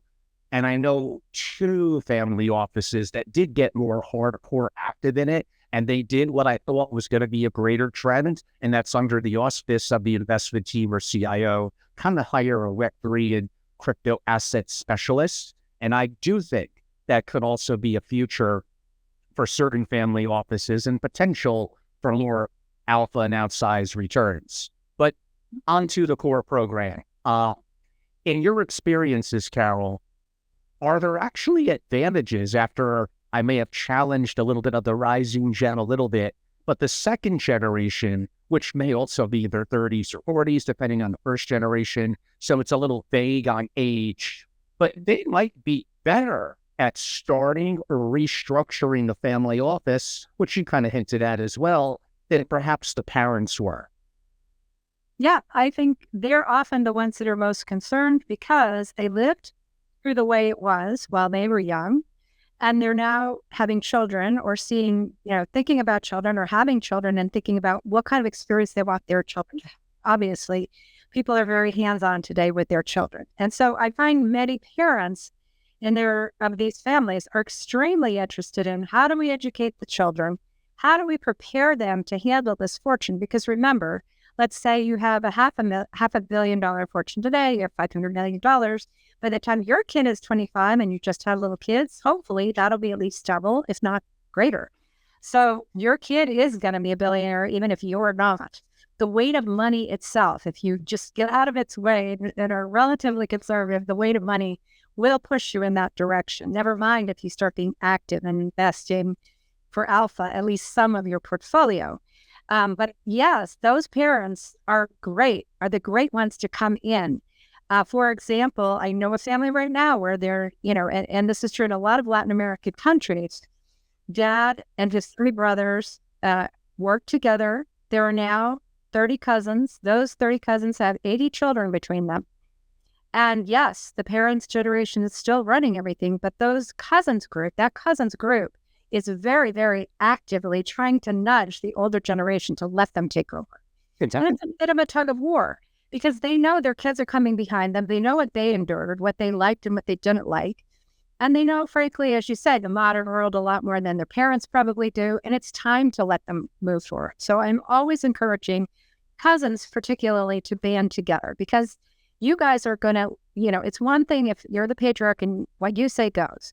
Then let's say your 3 or 4 kids were raised by you, still pretty much when you're in their head. But by the time this next generation of kids comes along, you may not even be on the planet, and they're going to make different types of decisions. So we need to have a structure that can grow and morph as the family grows and morphs. And also, as we know, the rate of change is becoming infinite now. Generally speaking, the rate of change is no longer, okay, over a generation, things will change. Now things are changing in 2 and 3 years.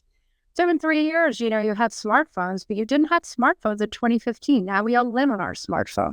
That's only a few years ago. That's less than 10 years. Amazing. I believe that we have AI increasing at 10x every year. And I'll get to a hot take on AI and the impact on family offices a little later. I got to have somewhat of a hook for you guys to stay until the end. But yes, completely agree. Yeah. So yes, let the younger people take over. You parents, step back, let go of the reins, and let them structure because they're going to have to live with it. And a lot of wise parents understand that, and they do that. Yeah.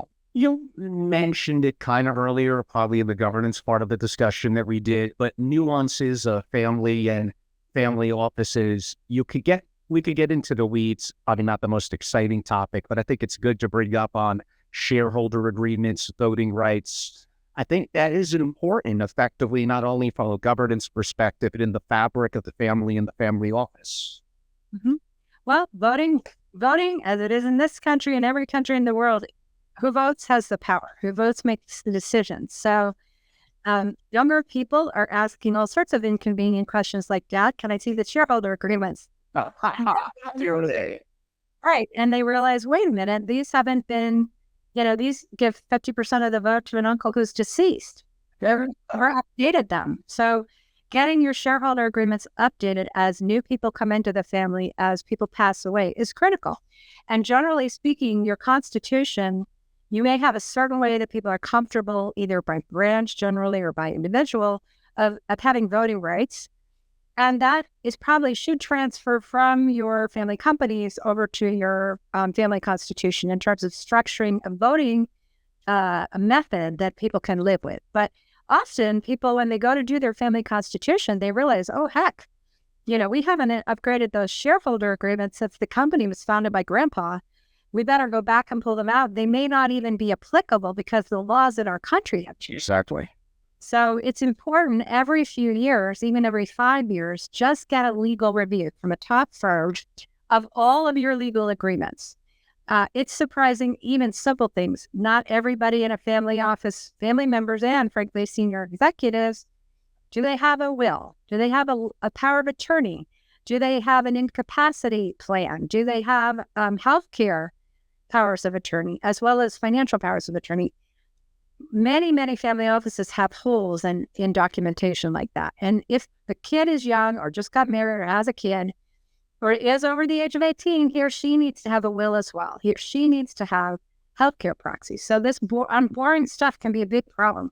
What if one of the college-age kids is on vacation and gets in an accident somewhere and there's no healthcare power of attorney? If they were in the United States, the parents can't even legally speak about that child without a healthcare power of attorney. So people are in for a rude awakening if they don't do those documents. It's very important. Indeed. And I hope, again, you're all enjoying this. This is great. It took too long for Carolyn and I to do a long form, kind of somewhat of a masterclass. You guys are getting something that we kind of charge for, but we love you all. I want to give back to the community. And actually, we have spoken about, and hopefully this fall into winter, we could actually team up and put together a multi-hour masterclass. Maybe we do part of it live with a live audience, part of it digital and recorded. So, because we both have a pretty good global audience, not everyone can make it into greater New York. So stay tuned. We'll, I'm sure, heading into the fall, let us enjoy the summer a little bit, but heading into the fall and winter, I definitely look forward to that. How do we deal, or how would you deal, Carol, with working with a family where, I guess with enough family members, there's always at least one that has potential? Maybe they're a little bit of a black sheep. Maybe they're a little more to someone who looks for a little bit of trouble, but there's potential for it to get legal challenges to arise. There's always one. How do you address that? It is a very common situation, actually, Angelo. Families will apologize to me. They'll say this particular cousin or this person is either, sometimes even literally, we think they have a mental condition. We think they're borderline personality disorder, or they're an extreme narcissist, and they're not sick enough to be, incapacitated. They can still function, but they're extremely paranoid, probably should be on medication, but won't go on medication. That it's much more common than you might think. So in that situation, in the beginning, you want to listen to that person who's the black sheep. Sometimes the black sheep knows a secret that other people don't know. Okay. He or she may have witnessed something, even as a child. I'm talking about sexual abuse or physical violence or something that happened that nobody else saw, and that has warped their personality, and they're carrying this big, heavy secret. I've actually had that happen a few times. And you need to get to the bottom of what that is. And sometimes they are not such a black sheep after somebody listens to their story of what actually happened. And there are times when a grandchild will be the black sheep and blow the lid off everything because guess what? Stepfather was a predator or something like that was going on, and people allowed it because he had control of the money. I've had those situations. So sometimes the black sheep is a black sheep for a reason. They're not just crazy. Other times, they just want attention and they haven't had enough attention. So sometimes giving them attention, asking them what they're upset about, hearing what's bothering them, you can unpack it enough to calm it down. He or she doesn't have to come all the way into being part of this family that maybe they think are a bunch of hypocrites, but can at least function well enough. And then if you really have somebody who's somewhat unhinged, frankly, but they have enough money to take care of themselves, sometimes you have to put in almost a non-intrusive care plan around them. Somebody has to be hired to keep an eye on them. I've had situations where, believe it or not, there was a family member living as a homeless person, and everybody sort of forgot about that person or didn't want anyone else to know about it. But they had to keep an eye on that person who had a trust and had out of wedlock children who were living in public housing because nobody was taking care of them. I mean, that was a ridiculous situation, right? So sometimes you have to say, hey, time out here. Eventually, those children may find out who their mother is and sue the heck out of you for no other reason. Never mind that it's completely cruel to leave these poor children out there in public housing when there's a $60 million untouched trust over here, right? So sometimes you have to put in a care plan that the person may not even be aware of, or a security plan, or sometimes you have to rescue their children from an abusive or alcoholic or dangerous person. So you can go the gamut. And in those cases, there are luckily specialists out there who, Kroll being my go-to security firm for sure, for anything delicate in it, people that can help you, advise you on the legal aspects, the social work aspects. If the person is tangling with social services because they're so disoriented, they're living, not even, they're actually on public welfare, even though they have trusts that they will not access. These things do actually happen. So in those cases, you have to get social services involved. Now, if you just have a cantankerous, difficult narcissist who just wants to make everybody's life miserable, this is why in most family constitution, there's a way to vote someone out of the family. And you can all vote and say, you know what?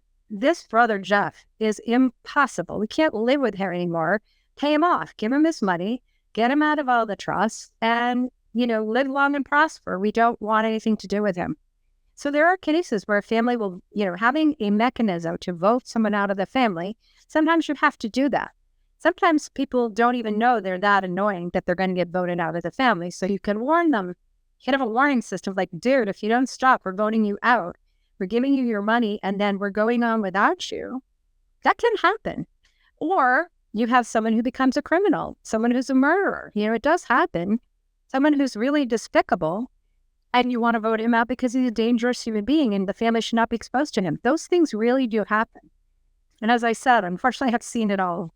I actually wrote a novel called Beyond Blood, which is about a murderous benefactor and his children that he tries to kill off, because I've seen all kinds of things that are stranger than fiction. And you can find that book on Amazon as well, because there's stories that you can never tell, but are amazing, what really goes on behind closed doors.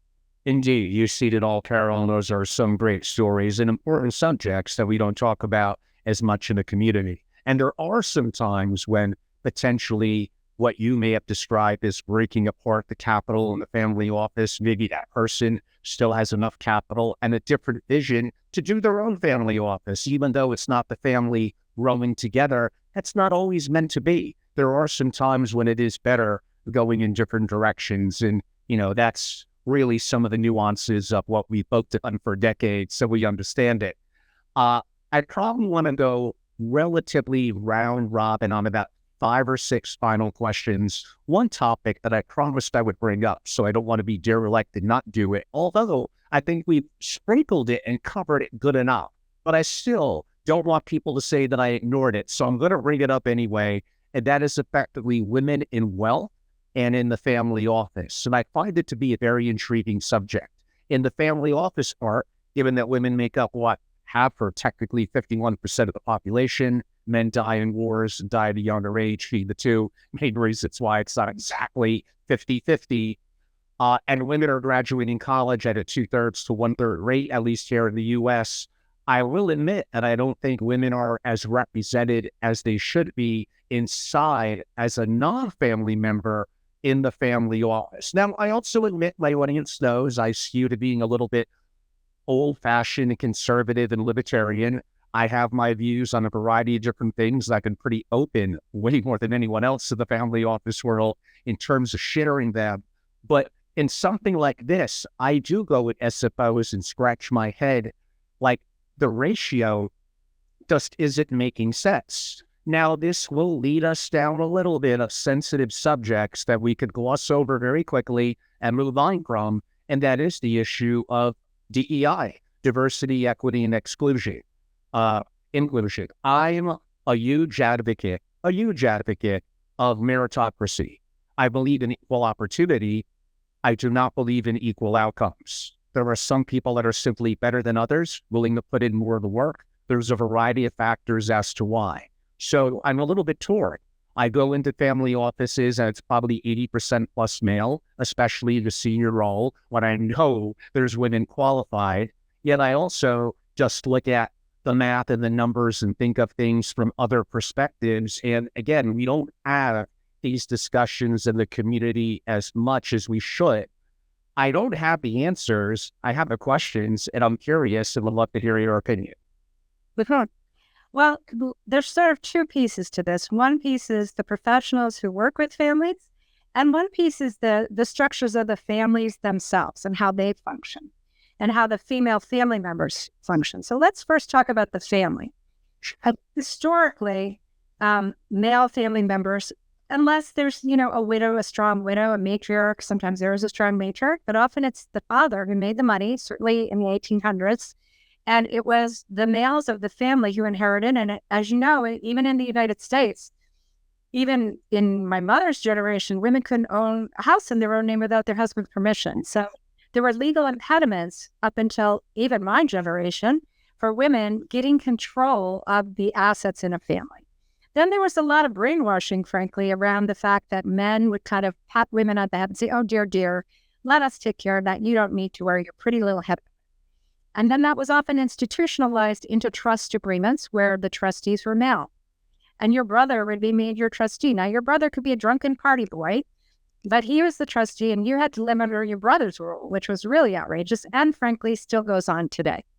So my observation is many of the families who are wealthy enough to have family offices, particularly if they made their money in earlier times in the 1800s or even the early 1900s, men run the roost. They've always run the roost. And, many people feel like that's fine and I don't need to rock the boat here. Sisters and daughters and mothers kind of put up with it. And they're like, well, that's just the way it is. I have seen more and more young women coming to me literally when I'm speaking at a conference. I'm literally the only female speaking on a subject other than human resources or touchy-feely things. I'm the only one talking about investments or structure or legal issues. It's sad. Sometimes there'll be a female lawyer, but often I'm the only female talking about money. So that's why I do it a lot, because literally young women come up to me and say, please keep talking. We want to know it's possible for women to get out there and go toe to toe. As far as I'm aware, I'm the only female on the planet that has her own family office consulting firm focused a lot on the financials and the hard stuff as well as the soft stuff. I think both are integrated. But I don't know anyone else like me who's doing it, who's a female. And certainly for as long as I've been doing it. But I like to think that women get inspired and will consider following along. And when I get into families themselves, I would say this younger generation, certainly the Gen Z women, are not having it. They are not interested in their brother being their trustee. They're smart. They've been educated everywhere in the world. In fact, one family I know very well in Hong Kong, it's the sister who runs all the brothers, and everybody agrees she's the smartest one of the bunch, and she should be the matriarch. So I think it's changing inside the families, but I think Actually, here we're rather backward in the United States, even compared to European families or Asian families, and frankly, even in the Middle East. Behind those doors, women run the budget of the family, and women make the financial decisions. And when women get divorced, they run all their money. So I think on the family side, it's changing with this generation, and I'd love to see that. Now, if you're a female, do you want a female investment advisor? Do you care about that or not? Well, I wrote a whole book about that called The 7 Pearls of Financial Wisdom, A Woman's Guide to Enduring Wealth and Power. And I will tell one little story on your lovely testosterone-laden men. There was a study done by the London School of Economics with young men who were trading. So when a man trades or takes a risk, they can measure testosterone in the saliva. You just stick a little piece of paper under your tongue, and it tells you how much testosterone you have in your system at that moment. And what the study found, it's in my book, is that when men take a risk, their testosterone surges. It feels good to take risk as a man. It literally feels good inside the body. Now, for women, there's no such surge in their body of a feel-good chemical from risk-taking. There's a feel-good chemical when they're loving and holding a baby, right? When they're bonding with other family members, but not for risk-taking. Now, when we were all in the caves surviving the Ice Age, this was important because you guys kept us fed. Right. You went out there and, hunted the saber-toothed tigers and the woolly mammoths, and we all survived back in our cave. Thank you for doing that. But today, when you're talking about managing money, do you really want people that feel good just by taking more and more risks to be the ones controlling your investment decisions? This is a real question.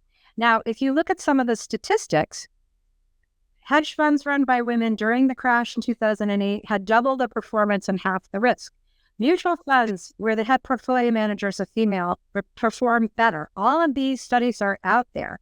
Just just Google MSCI indices of female managers versus male managers. And I'm sorry, Angelo, but that risk-taking thing, causes male managers to have higher highs and lower lows.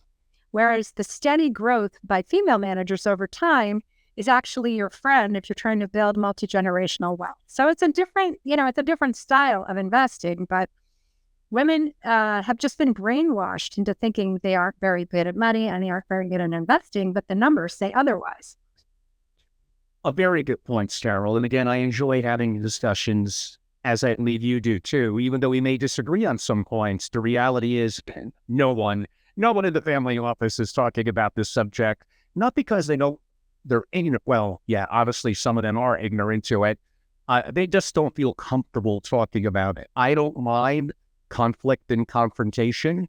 Now, I did mention earlier evolutionary biology. You indirectly hinted at it with quote unquote the caveman days. Very true. And by the way, I believe the average is men have 17 times the level of testosterone as a woman. That will cause us to take absolutely more risk. Now that allows us, you could argue, to go on skyscrapers, build buildings, do things, war, which could be a very sensitive subject. But if I go back to Europe and I'm meeting with these old 700,000-year-old families, they talk about, well, yeah, we were tribes and we conquered. And listen to some of my interviews from Austrian families going back to December that I did. Very interesting subjects. Can I make the point that masculinity has been more challenged in the last couple of years? And I'm going to argue, I think that's a negative. I think masculinity is a positive, that there really is no such thing as toxic masculinity. There is toxic people, which could absolutely be met. But again, we don't want to get too far off the subject, but to think that this subject is not applicable, because it absolutely applies in families and in family offices, and it's a great subject. And those of you that would know great guests, no matter what their opinions are, but they're smart and talented, that would love to come on and have discussions around this and how it's impactful to wealth and families, I am all ears and would enjoy doing it. But I do, out of a courtesy on this subject, Carol, I do want to give you a chance for the final comment. Oh, well, I just think that we're two halves, right? Women have certain talents. They're stronger in certain things. Men are stronger in certain things. So that's why a male and female together are two halves of the way humans perceive the world. Let's just put it that way, right? Because we literally intake information into different biological systems that are wired differently. Literally, women have more connections between the left and right sides of their brains. They say women see the field and men see the object. Now, is it more important to see the field or the object? That's a trick question. It's important to see the field and the object. So a family office where you have strong male and female voices, where you see the perceptions of both types of intake of information and both types of concerns, and balancing those two has always been the answer. It's not like one is good and one is bad. I do think it's bad to keep women barefoot pregnant in the kitchen and take away all their reproductive rights. I will say that anywhere. To put women, to get rid of divorce so that women can't flee from abusive, physically violent husbands is insane. Okay, and anybody who advocates for that, I just have no time for. So I believe women need their freedom and their own agency over their own bodies to make their own decisions, and so do men. And I think there needs to be mutual respect, and there can't be an overpowering of women because you're physically stronger. Women are very strong. You look at those Survivor shows, they're naked and afraid. Frankly, the men often cave first, and the women are still there. Long term, We're not really having watched the show at all. right? So I would say there is no such thing as toxic femininity or masculinity. There has to be respect, trust, caring, safety, physical safety for everybody, and agency. Everybody should be able to make their own decisions. And if they're in a relationship that they don't like or they don't want, they should be allowed to leave. If you're a child and you're being abused, you should be rescued. There's certain basics here. Again, I think it goes back to common sense, right and wrong. That's what I mean. Yeah, man, we are really, this is getting more epic like every second. I promise I'm taking it to the home stretch. One of my sayings, some would say an Angeloism, is most of what you know and most of what you do is effectively kind of irrelevant to extreme success. This goes to prioritizing. This goes to being focused on what's important. And the reality is, with most people being in the middle, but of course, you all want to be great, most people around you are not necessarily being additive to you becoming incredible. So this goes a little bit to best practices, to practice management, to simply not being who we are, but becoming the best versions of ourselves. In a family office, I want to be held to excellence. I want it to be incredible. Are these things that when you're dealing with the family in the family office that you actually maybe subtly look into relative to how they process information, how they make decisions, and could we work with the current team as they are, or sometimes the ugliness of are changes needed? Mm-hmm. Yeah, I think there are some old dinosaurs out there in family office land who were very, very bullying of the families, who gave very little information. If I come in as a consultant and a staff person is defensive, angry, and wants your information, my experience is 99% of the time that guy was cheating or stealing money or billing incorrectly. I uncover so many frauds inside of single family offices. It's not funny. So people that are not open, that don't want to learn, that want it to be the way they always ran roughshod over the family, I'm coming for you. If I get hired, you're not going to last, because often the family members brought me in because they're afraid of you and you are intimidating them. So I don't, again, it could be a male, it could be a female. Sometimes it's a very bossy female lawyer who's horrible to the family and they're in her thrall. So I have seen cases where it's not excellence, they're actually captive to their employees. And that's why I say you have got to stay in control. If you're uncomfortable with your employees, if your employees are not adding to your quality of life, they should not be on your payroll. If you don't feel like you have, I love my bookkeeper. I couldn't live without her. I don't want to live without her. She's amazing. But she frees me from a task that I'm not very good at, as an example. And I trust her 100%. And we've been together for 15 years. And that's all good, right?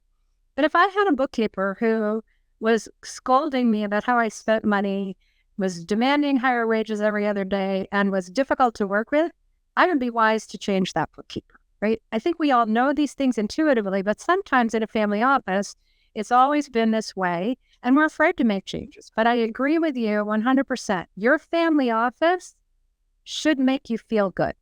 You should be happy that you have it. You should be happy to be spending this money because you feel better, or you know you're better off having this family office than if you did not have it.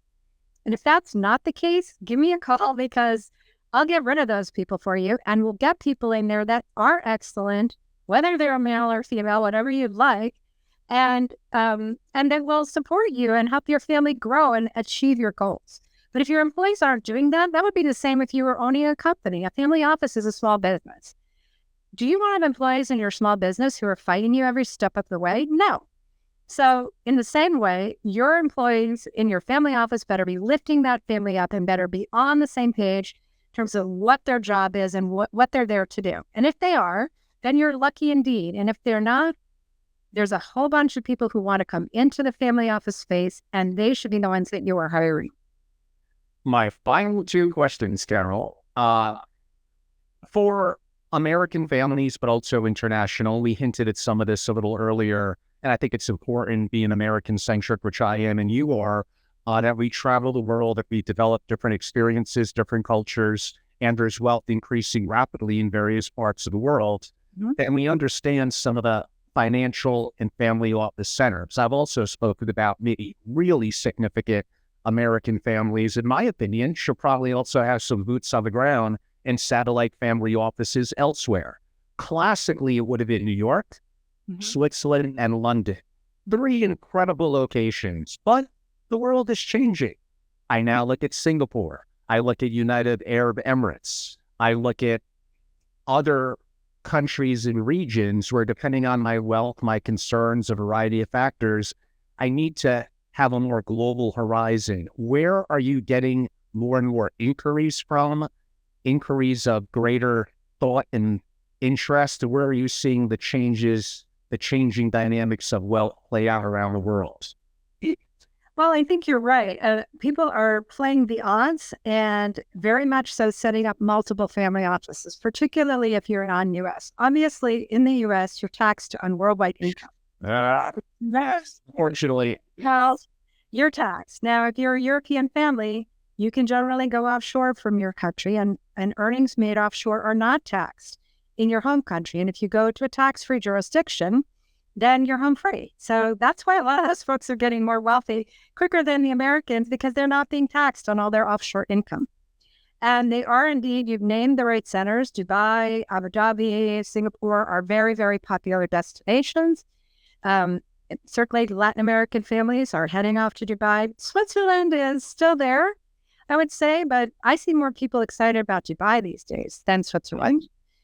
Again, because we have the Putin effect going on in Europe. Europe is really small, and Putin is threatening Europe. So people are leaving that part of the world physically. Singapore is enticing, but it is in the shadow of China. I think that's why you see Dubai doing so very well right now. And Dubai is amazing. I love going there. I work with a lot of people in Dubai. It's a very dynamic, rapidly changing area. Saudi's trying to remake themselves as a big financial center. I think it will take a while to catch Dubai because Dubai is very international. I think Abu Dhabi is catching up very quickly. But yeah, having money in other places around the world is a good idea. It's hard. You see Canadians doing that all the time as well, but Americans don't tend to do it as much. And they should be. Yeah, Americans probably should. I think everybody should. I would say more. Well, especially the Canadians, but I'm making everyone hate you now. Look at this. But yes, like I said, sovereign risk and disaster preparedness, things to change. Yes, we don't have the tax advantages as a green card holder or an American citizen, but that doesn't mean that you still don't do it, that you don't have resources around the world, assets, relationships, passports, real estate interests, possibly direct business interests, etc. Yep. Also, by the way, when you stay inside the U.S. and you watch U.S. media, you think there's nothing going on in the rest of the world. I work a lot in Mexico. The nearshoring trend, Mexico's on fire. People are making billions of dollars in Mexico, building plants that are reaching from Asia to service the U.S. and Canada via Mexico. Other cities around the world are growing great guns. If you go to Southeast Asia, Vietnam, Thailand, Cambodia, these countries are growing rapidly, and people are making a lot of money. The airport in Egypt is much nicer than JFK. Find a little benchmark. It's pretty sad. So if you don't travel, you don't realize how advanced the rest of the world is. Our vision of Mexico here on the media is, the aliens at the border trying to sneak into the country. But frankly, that's a very small percentage of the people in Mexico. Most of the wealthy people in Mexico are building amazing businesses in Mexico and going to Colombia, going to other parts of their Latin American region, as well as servicing businesses in the U.S. So things are a lot different than they're portrayed on the media. Completely agree. The final question, unless an audience member asks a final one, is a little bit of a fun one. What's an inconvenient truth that most people, family office centric, if you want it to be, would disagree with you with? And I think you kind of hinted at one there with having more the international perspective and all that. But if you wanted to either add to that or bring up something new, I'll give it to you. Thank you. An inconvenient truth. Well, I would say, frankly, I know there are a lot of people that don't believe in climate change, but an inconvenient truth in my mind, based on science and on my work with the United Nations, whether it's caused by us or just a cycle the planet itself is going through, because remember, our planet for a long time was tropical. Then it got hit by a meteorite and it was an ice age, and now it's maybe reverting to tropical. You could say that's what's happening.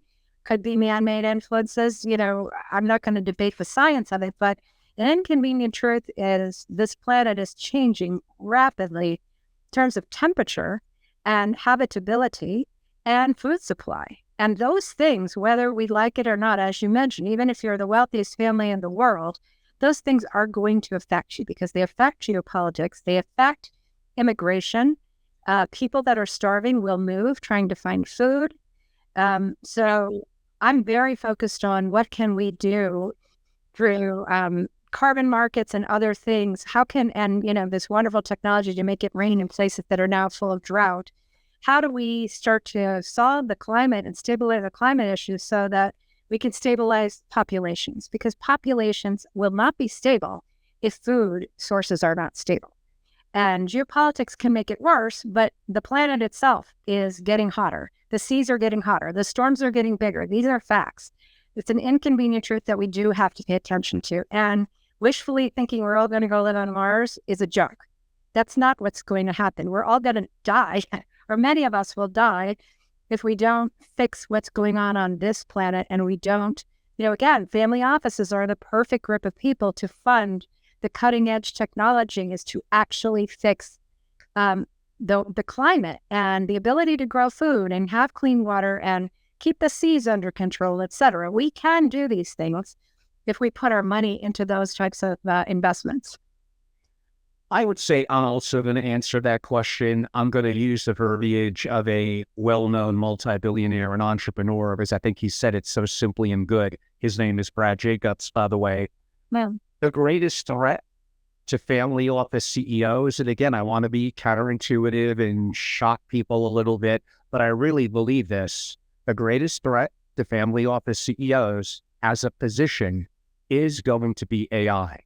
You look at anything that is rules, systemic processes, logical decision-making based on historical results will be replaced actually in several more years. Now, are most CEOs managing the relationship with the family, deep thinking, creative thinkers? Some are. And I think broadly as a position, I think that's going to be safe for a while. But if it really is throwing at 10x, if it really, listen to my interview with the iconic futurist Ray Kurzweil, where it could reach singularity by 2029 in 5 short years, where basically it's smarter than every human on Earth. Is that going to matter? Well, for making process-driven, quote-unquote, historical decisions, you just can't beat it, period. Mm-hmm. Is it going to be able to be a, quote-unquote, a self-thought, to be creative? To think that it's not, I think you're kind of foolish. It's just a matter of time. Is that timeline to what Brad said that I reiterated, 3 to 5 years? I think aspects of it could be longer term. I think we could be talking decades, but everything is changing. I know that people don't like for me to talk about these things. Apparently, I talk about a lot of things that people don't like for me to talk about because they're uncomfortable. But that doesn't mean that they're not important, including you as a family office or a significant family or someone that services the family. You have to be aware with what is happening in technology and AI. It is happening so rapidly that it's going to be incredibly impactful. Some of it, I think, could be positive, and some of it, I think, could be very scary moving forward. And there's nothing that effectively will stop it. That cat's out of the bag. When you have the head of Google, the CEO, Sundar, stating he thinks will be as impactful as fire and electricity, when you have Elon Musk stating you'll be, according to him, like 800x more powerful exponentially in 2 years, and Ray Kurzweil and others that I noted, even if they're somewhat wrong, you can't tell me that they're totally wrong. So we are in a crisis. We are in challenges from a variety of perspectives, yet we still have to continue. We have to move on. Human beings have been incredible for so long, and we have to solve challenges and problems that we have. And really, at the end of the day, perhaps the family office, what they do is they solve problems that sometimes are constant, and they almost enjoy doing it because of how they process information, how they think. And a word that I like to use a lot, they think for themselves. So in concluding, it was incredible having someone like Carol on. I felt like the 2.5+ hours went by so quickly. She's an incredible resource. If you're a family of wealth, if you're a single family office and you don't follow her and connect with her, honestly, I don't know what's wrong with you. Like, it's like you have to follow her on LinkedIn. You have to have an opportunity to get her free content and then make a decision whether you want to interact and reach out and know what that engagement could look like. Like, you're at fault if you're not doing that. Like, you're derelict in your role to the family and the family office. You think there's other advisors out there that have her experiences that have been doing this on 5 continents that could go, and I mean this not to anything with me, but could go pretty hardcore with me for 2 hours and 40 minutes and not blink an eye and talk about some subjects that are also a little uncomfortable and not be afraid of that. Like, Carol is incredibly rare. I've been around the world. I've been in the community a long time. I interview people day after day. There's not many, if really, not even sure I could count them on one hand, that could be like Carol. So on that note, Carol, I will give a close on my content shortly, but why don't I, again, have you know how people could connect with you on LinkedIn, follow some of your free and complimentary programs, and please give an email and or a website where they could reach out and learn more about you. Thank you, Angela. My goodness, you're making me blush. I appreciate, high praise from a fantastic source. So thank you so much. You can follow me on LinkedIn. I try to publish new things there. You can direct message me on LinkedIn if you prefer. You can email me, Carol@pepperinternational.com. You can take a look at my website, pepperinternational.com. You can also look at Family Office Bootcamp on YouTube, Family Office Bootcamp, where I have a lot of, kind of cool free courses that you can take a look at to get a sense of how I teach. You can also check my books out, The 7 Pearls of Financial Wisdom, A Woman's Guide to Enduring Wealth and Power on Amazon, the7pearls.com. Or if you want a novel in the wealth management field, beyondblood.com. If you want a little escape this summer while you're at the beach. So it's been a great pleasure to be with you, Angelo. I welcome speaking to any of you in the audience. I salute you for being brave enough and courageous enough and strong enough and determined enough to actually try to create a great single family office. And if you need support on that journey, I hope I can help you. So thank you, Angelo. To be continued, I'm sure. I am sure we can't let many years go by again. We got to be much more frequent. And honestly, looking at my notes, there's probably 20 questions where we just don't, I got to be fair to Carol. I mean, I could go over 3 hours plus, but I also don't want to overwhelm the audience. It actually gives us topics to talk about because the world is changing rapidly. We brought up a couple of subjects, women in wealth, geopolitics, a variety of factors. We got the presidential election here in the U.S., lots of dynamics around elections this year around the world, which relate to geopolitics. Honestly, I could have a conversation with Carol in 2 months, and a lot of conditions and things to be so different that it creates not only different responses to our experiences, to how we answer a question, because a little bit like poker, as new information comes in, we sometimes do need to adapt and not get anchored and change our opinion. But there's more than enough subjects. So those of you that are not as familiar with me, I'm Angelo Robles. I've been in the community a long, long time. Not going to give away my age, but I've been around the block maybe 10 or 20 or 30 times. You can follow me very simply, easiest, probably on my website, which is angelorobles.com. I'm extremely active on social media, mainly LinkedIn, a little bit on X, a little bit on Facebook, and I have two pretty prominent, at least by family office standards, YouTube platforms that are both a little different. My larger one is @Family Office. Follow it. It's free. My more newer emerging one is Family Office TV, one of my media arms. You can also, again, go on YouTube and follow it, subscribe. It's free. I have incredible interviews. I got great interviews coming up, including this month in August. There is no time off for me. So I have so many amazing people. I got a general upcoming. I got Jason Ma, who I noted on geopolitics, Susan Schoenfeld on governance. We have a 22-year-old who I met at the Opal Newport conference, who's the next generation in the family and family office and has very strong opinions. I mean, very strong on a lot of different things. So Thaddeus is his first name. He's coming up. I think it's August 15th. I don't release too much of that on my website. My members get most of my preferable access, including sometimes direct introductions from me, an opportunity for early access to programming that I host before I make it more public, as well as over 30 different in-person events that I host for my members of SFO continuity, where I've been very, very active, including in person this summer. So go to angelorobles.com. We hope you want to join and become a member. I also do some level of consultative work with a very, very small group because I'm very busy. I like my independence. I've been hierarchical. I've been bureaucratic. I ran relatively by this community, a large organization. Been there, done that. Don't want to do that again. I like being small and nimble. Maybe one day my son wants to come into the business, speaking up next gen. He may drive me a little bit crazy, but he has such good ideas that he can get this old man off of some of his staunchy old opinions. You never know. So who knows where those dynamics may head in the months to come. Carol, you've been great again. It's been such a pleasure to have you on. Thank you to the live participants, Paul, Elodie, Andrew, Scott. You had very nice comments. Greatly appreciate you. And those that watch this and aspects of this, I think, could be evergreen for years to come. I hope you really, really enjoy it. Carol, you're the best. Thank you so much for coming on. Thank you. Pleasure. Thank you.